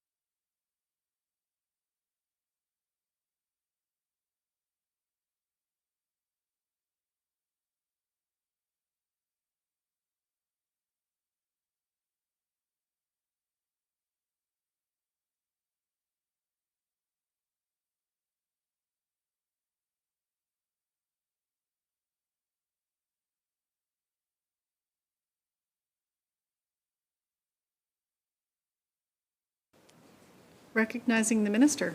Thank you, Chair. So when it comes to the accountability mechanisms here, we'll talk about it a little bit further in Section 9 when we look at the annual reporting mechanisms. And we would be getting copies of those reports as well, the annual reports, and able to monitor to ensure that the objectives are being met by the institutions and they're meeting these objectives outlined in Section 4. The fact that these annual reports, which we'll talk about later, are going to be posted on the website and are going to be open for public to look at really increases the accountability and transparency piece as well, so that the community themselves can also hold post-secondary institutions accountable, looking at the report, seeing if they're meeting these objectives and the objectives to respond to and prevent sexual violence in the first place. Recognizing the member.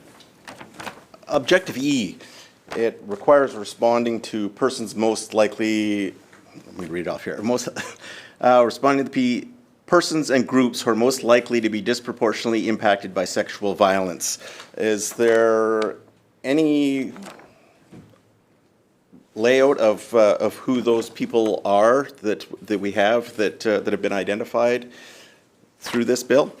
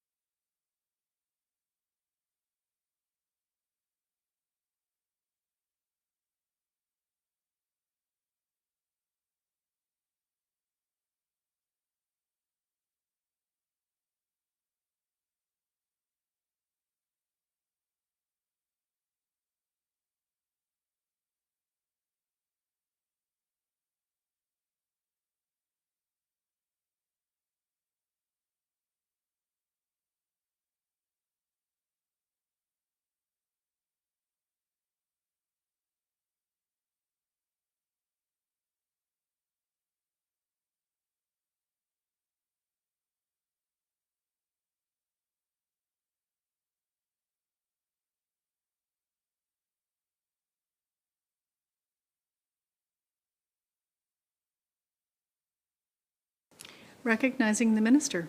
Thank you, Chair.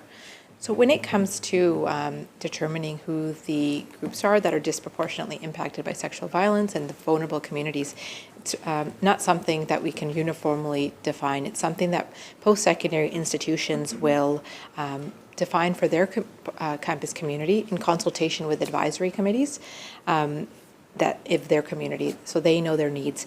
We know generally from facts and data that there are specific groups that are disproportionately affected, like including Indigenous women that are disproportionately affected by sexual violence, and that's why it's so important that in developing this legislation, we've worked with post-secondary institutions, but also our Indigenous partners and community partners to really develop a leading sexual violence policy act that is leading the way across Canada to protect vulnerable populations. Recognizing the member. Thank you for that answer. Thank you, Chair. Yeah, actually, that's where I was hoping to lead on that with Indigenous women is clearly laid out, and lots of statistics. It's part of the strategy guide from the ministry, I believe, as well. You do bring up that the Indigenous consultation on this bill. Can you give us just a little bit on what happened with the Indigenous consultations?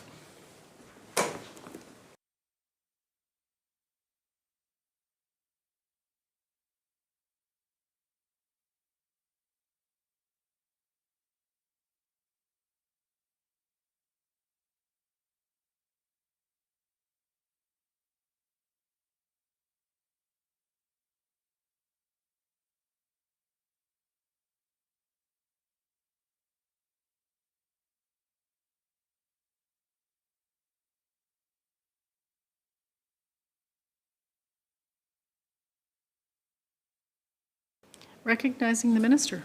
Thank you, Chair. So something I was able to speak to a bit in second reading was the extensive consultation and engagement that we did to get to this point in this legislation.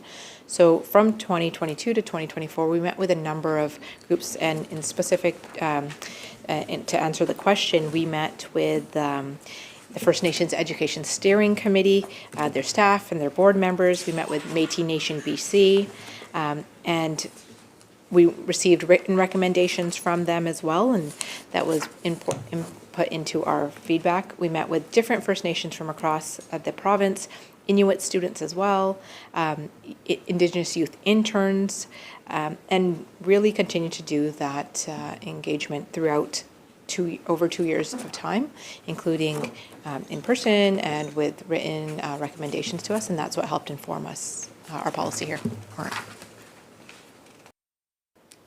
Shall clause 4 pass? Aye. So ordered. Shall clause 5 pass? Aye. Recognizing the member. In what circumstance would the minister direct a post-secondary institution to review its sexual violence policy if they're already required to do so every 3 years?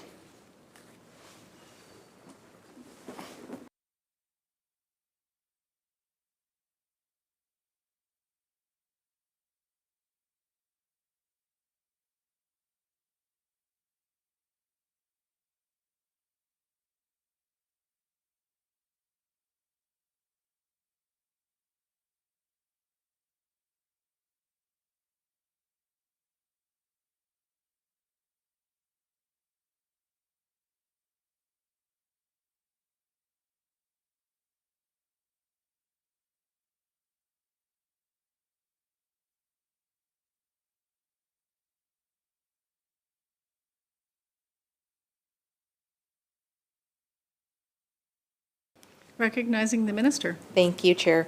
That 1B there is really there to ensure that we have the flexibility to respond should the circumstances arise where we need to do so, and it's outside of that 3-year period. Recognizing the member. Following up on that with the reviews and completing the reviews under Section 2 and Clause 5, does the minister have a timeline in mind for when a post-secondary institution must make amendments to their policies based off the reviews?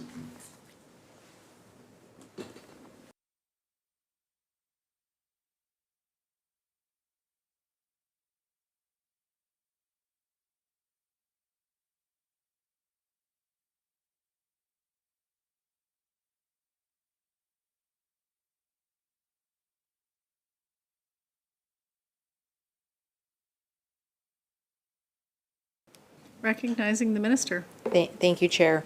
So we don't have a set timeline on when those amendments would have to be placed, but we would work closely with the post-secondary institutions to make sure that they were implemented in a timely manner. Shall Clause 5 pass? Aye. So ordered. Shall Clause 6 pass? Aye. I recognize the member. Thank you, Chair. As it's covered again here in this one, but we've talked about a little bit earlier, will there be any additional funds available to post-secondary institutions that may require additional help with establishing the committees to advise them on their sexual violence policy? I say that because it's different than just the policy. We're now running under committees.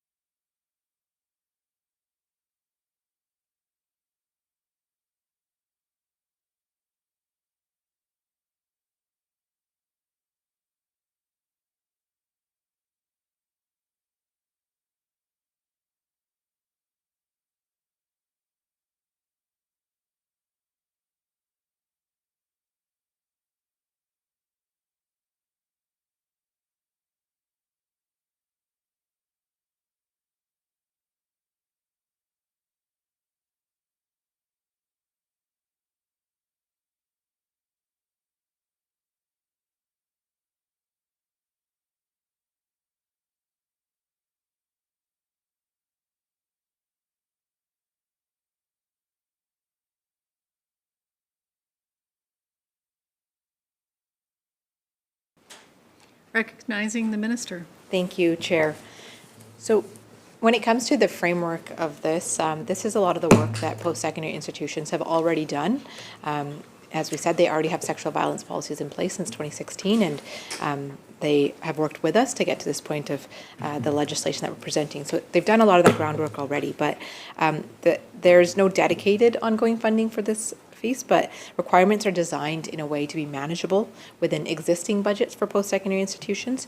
And we've also considered the timelines and expectations to avoid any kind of undue burden onto post-secondary institutions. That's why we have the flexibility built in to the implementation phase. We're also, as a ministry, providing in-kind support to institutions such as training, resources, toolkits, and other resources to help reduce any kind of development costs to their institutions. Recognizing the member. Thank you, Chair. Thank you, Minister, for that answer. It covers another question. Thank you very much. So in subsection 3, can the Minister define what reasonable efforts to ensure the membership of the advisory committee reflects the diversity of persons in British Columbia are?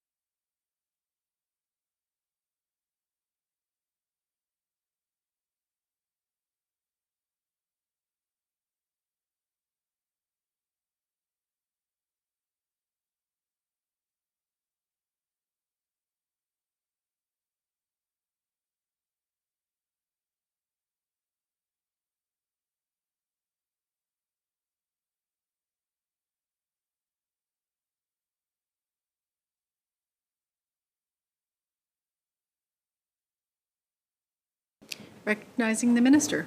Thank you. Thank you, Chair. So when it comes to reasonable efforts, I think determining whether or not those have been made would really be looking at whether the community support is there and the community sees themselves reflected in the makeup of that advisory committee. But that language to make reasonable efforts also indicates that we understand that it's difficult for, it might not be possible in all circumstances, but institutions will make reasonable attempts to get that diversity.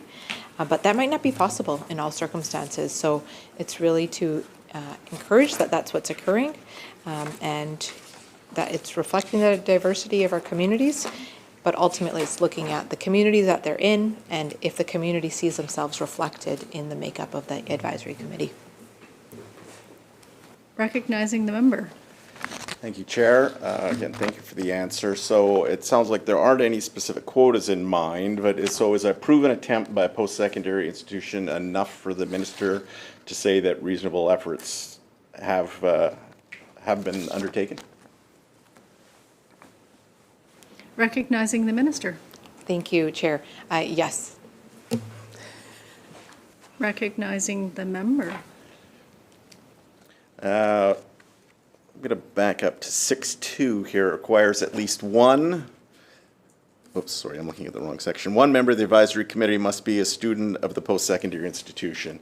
I just want to make sure it's not something in here that, and I hate to use the word tokenism, but that, we've just got to token one person.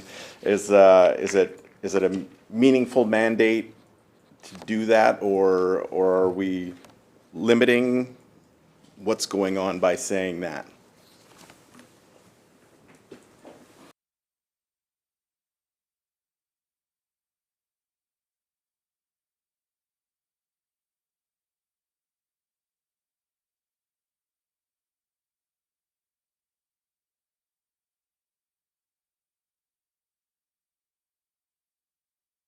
Recognizing the minister.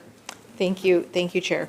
So having at least one student on the committee, that's something that we heard in our consultations with students, that it was very important that they had representation on this committee as decisions are being made that affect them the most, truly. So having that's just at least one student. You can have more than one student. We'd encourage institutions to look at who's interested and what their needs are, but having at least one student ensures that we meet that need that we really heard from the community, that students need to be represented on this committee. Recognizing the member. Thank you, Chair. The bill, just want to follow up again on that, but does it require advisory committee recommendations to be binding or even publicly reported, or are they just advisory in name only?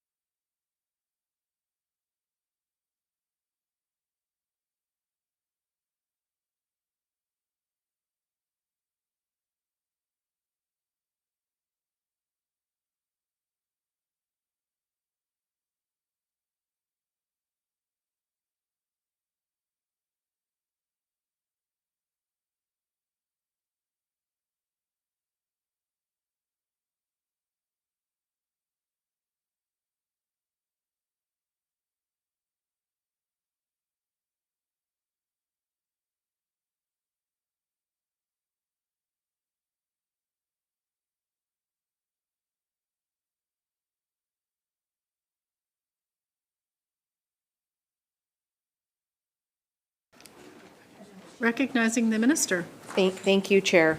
So by nature, an advisory committee would give advice to the post-secondary institutions, but it's something that I know post-secondary institutions truly value when it comes to this. And further, when we get further into this bill, in Section 7, when it comes to policy reviews, the institutions are required to consult with the advisory committee.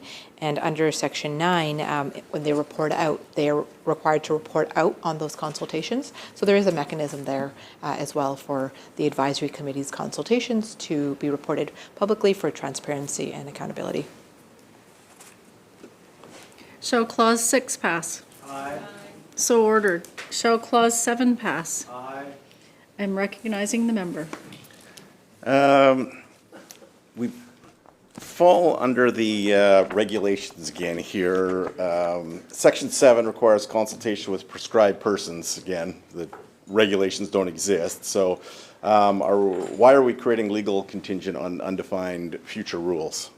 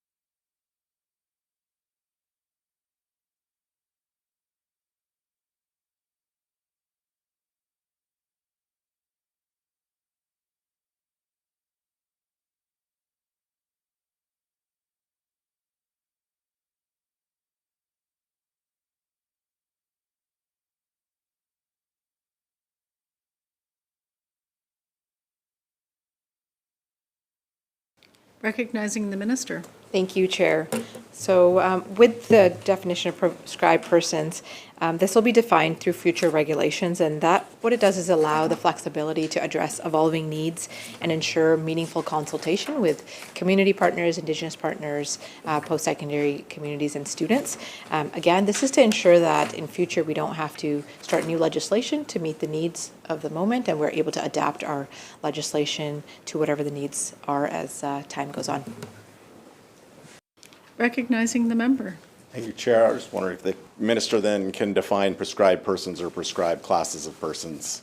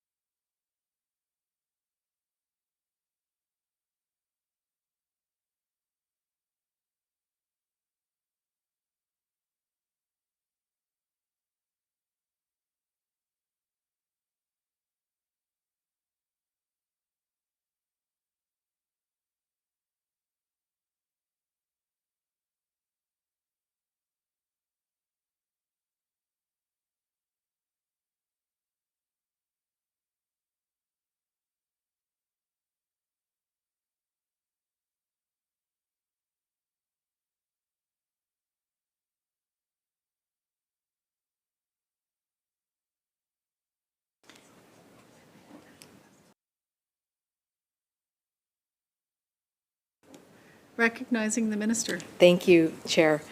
So again, with prescribed persons, it's there to ensure that future regulations can capture the flexibility of ensuring that through meaningful consultation with community partners, we could develop those regulations of who those prescribed persons are. If it was a specific group, they would be listed in that already. Recognizing the member. Thank you, Minister, for the answer. Thank you, Chair.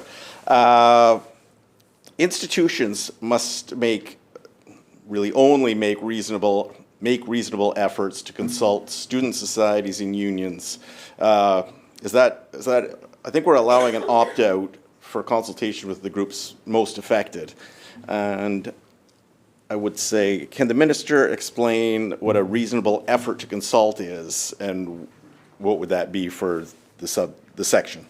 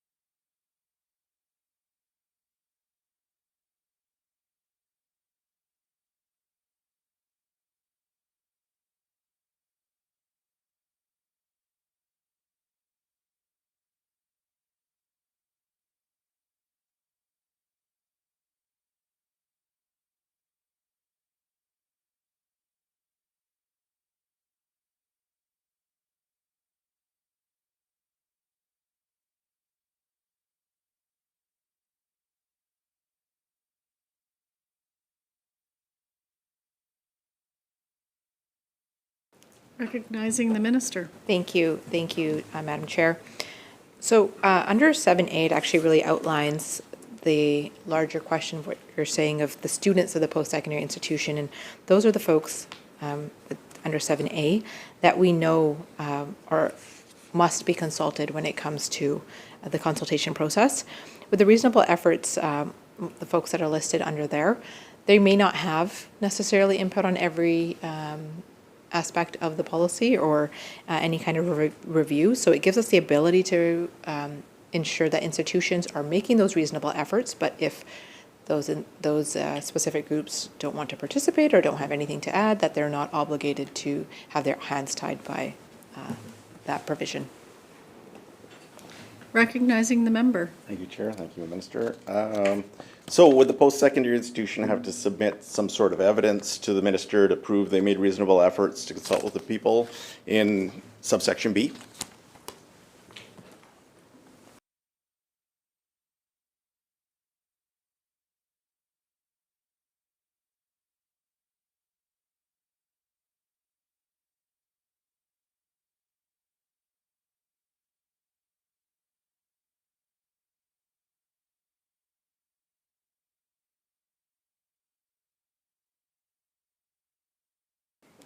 Recognizing the minister. Thank you, Chair.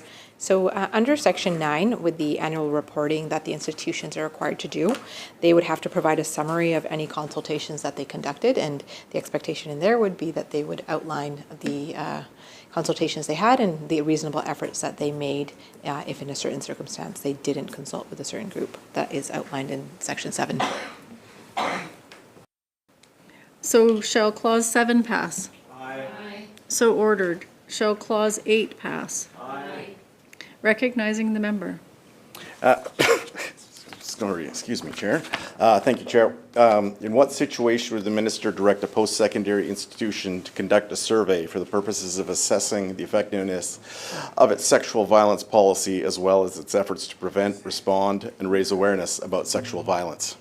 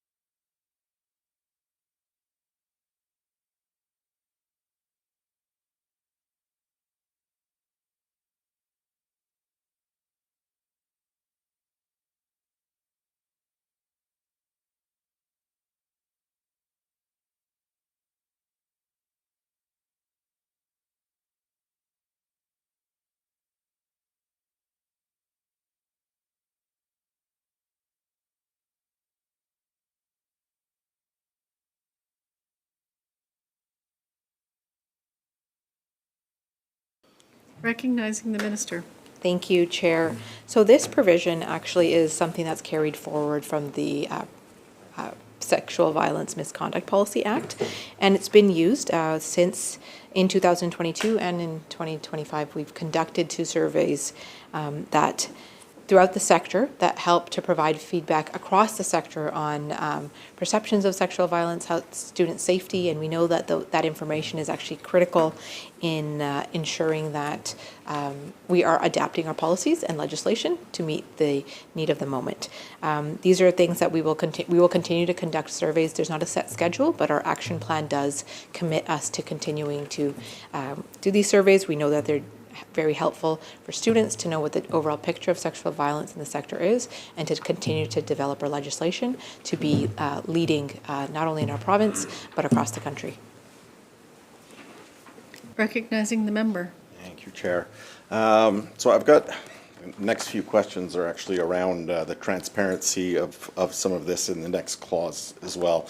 But so even when a survey is ordered, institutions submit the results only to the minister, as there's no requirement to publish raw data or institutional responses publicly. And why isn't there the transparency that should be involved with this?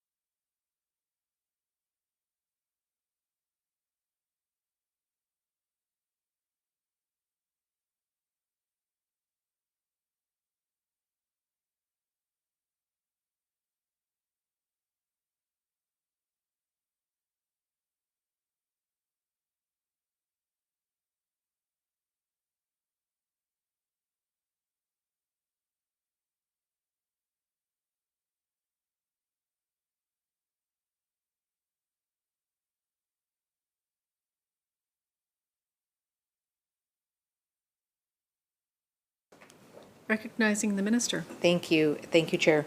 So when survey results have come into us as the ministry, for example, this year in the 25 results, they were released on our website. You can find them on our ministry website, and they were released within 3 to 6 months, so in a very timely manner from when we release it to ensure that the public has access to those survey results. Shall Clause 8 pass? Aye. So ordered. Shall Clause 9 pass? Aye. Recognizing the member. Okay, to go along those lines of the last question in this section, it requires a summary of responses and prevention efforts, but we have no mandate on numerical data. We don't have disclosures, investigations, any outcomes. Is there any thought on that and why we don't have a list for actual data that we're dealing with?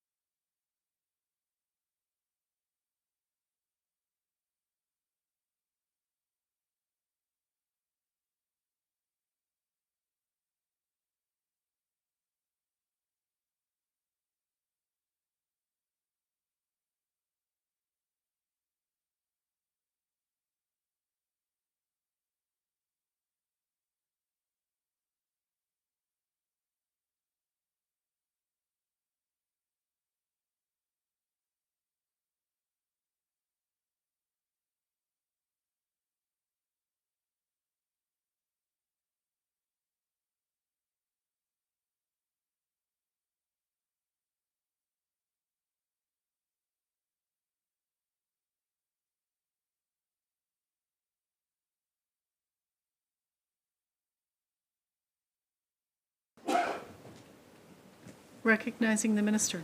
Thank you, Chair. So for Section 9, this is specific to the annual report that is provided to the governing body. And in this, you can imagine the amount of raw data there is. So they're provided with summaries of the responses, but should they require, something specific or they want to dig into something, they're able to require that of the post-secondary institutions. And also, as this is implemented, if there's anything specific that, comes to government that in addition to A and B that we would want governing bodies to have, we're able to prescribe that through regulation as well. Recognizing the member. Thank you, Chair. Yeah, I do worry about the raw data and numbers as they're, to me, are a great reflection on what's going on. I will move on, and I'm going to just say, because I've got the question there, I think you've answered it 2 or 3 times, so if you don't even want to comment on it, I'm going to give you 2 questions at once. It being the prescribed information in Section C, Section C again, 9(2)C. If you don't want to comment on it, that's fine. I'm going to throw the second question at you is, do you have any intention of the ministry hosting the required annual reports for post-secondary institutions, or will the financial burden be on the post-secondary institutions?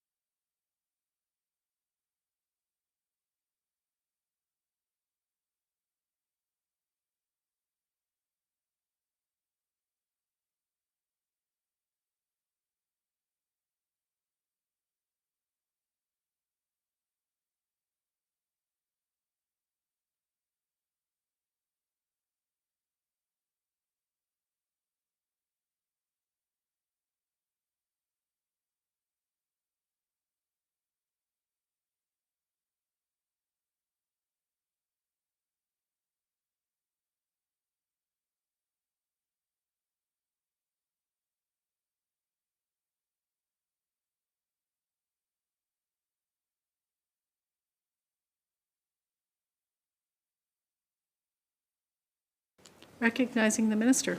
Thank you, Chair. So just on the prescribed information, just reiterate what I said previously, that should any information as we implement this, the government see that there's more information that the governing bodies need to have, we'll be able to prescribe it through that. As for the annual reports, they would be posted by the institutions. It is where it's really needed. It's the institutions. When people are looking for information, they'll be able to find it, on post-secondary institution websites. It's a lot more cohesive for them, and it's part of the reporting requirements. Shall Clause 9 pass? Aye.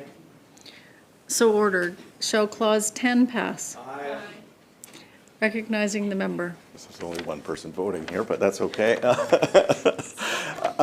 Exactly. Yes, everybody's here. But Honorable Chair, I would like to move an amendment to Clause 10, which would be 10.1, which reads as follows. An agreement between a post-secondary institution and any person, including a collective agreement or an agreement settling existing or contemplated litigation, must not contain any term that, directly or indirectly, prohibits the post-secondary institution or any person related to the post-secondary institution from disclosing that a formal allegation has been made that a member of the institutional community committed sexual violence towards another member of the institutional community. And any such term that is included in an agreement is void.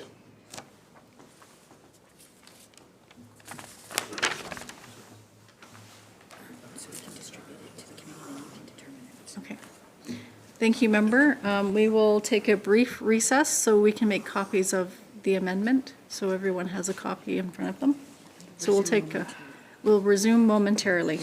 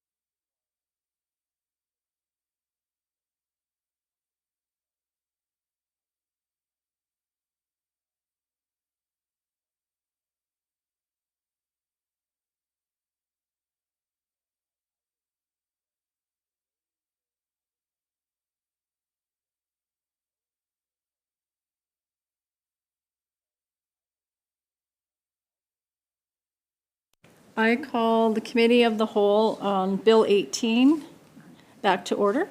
We are on Clause 10.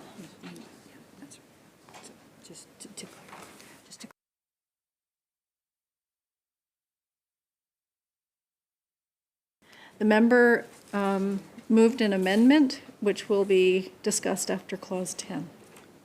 So we're on Clause 10. We are on Clause 10. Recognizing the member. Thank you, Chair. We'll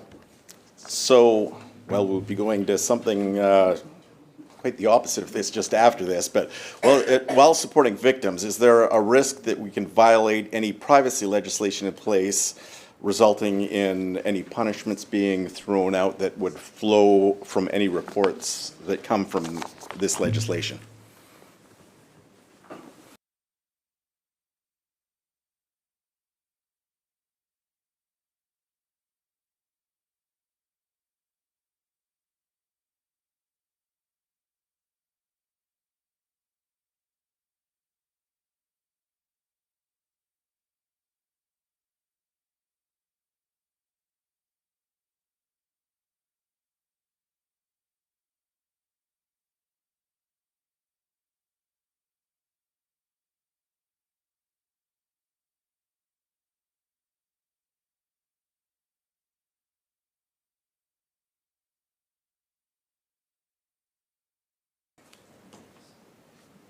Recognizing the minister. Thank you, Chair.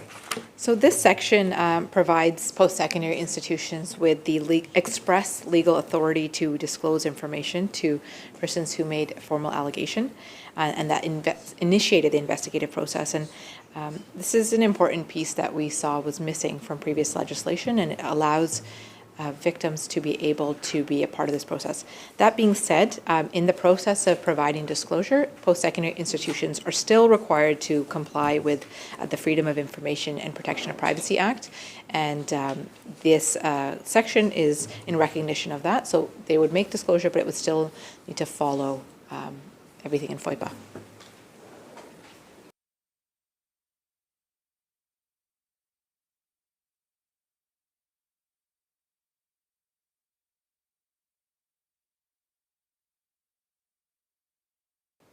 Shall Clause 10 pass? Aye. So ordered. Recognizing the minister. Thank you, Chair. I move now that the committee rise and report progress, and I ask leave to sit again.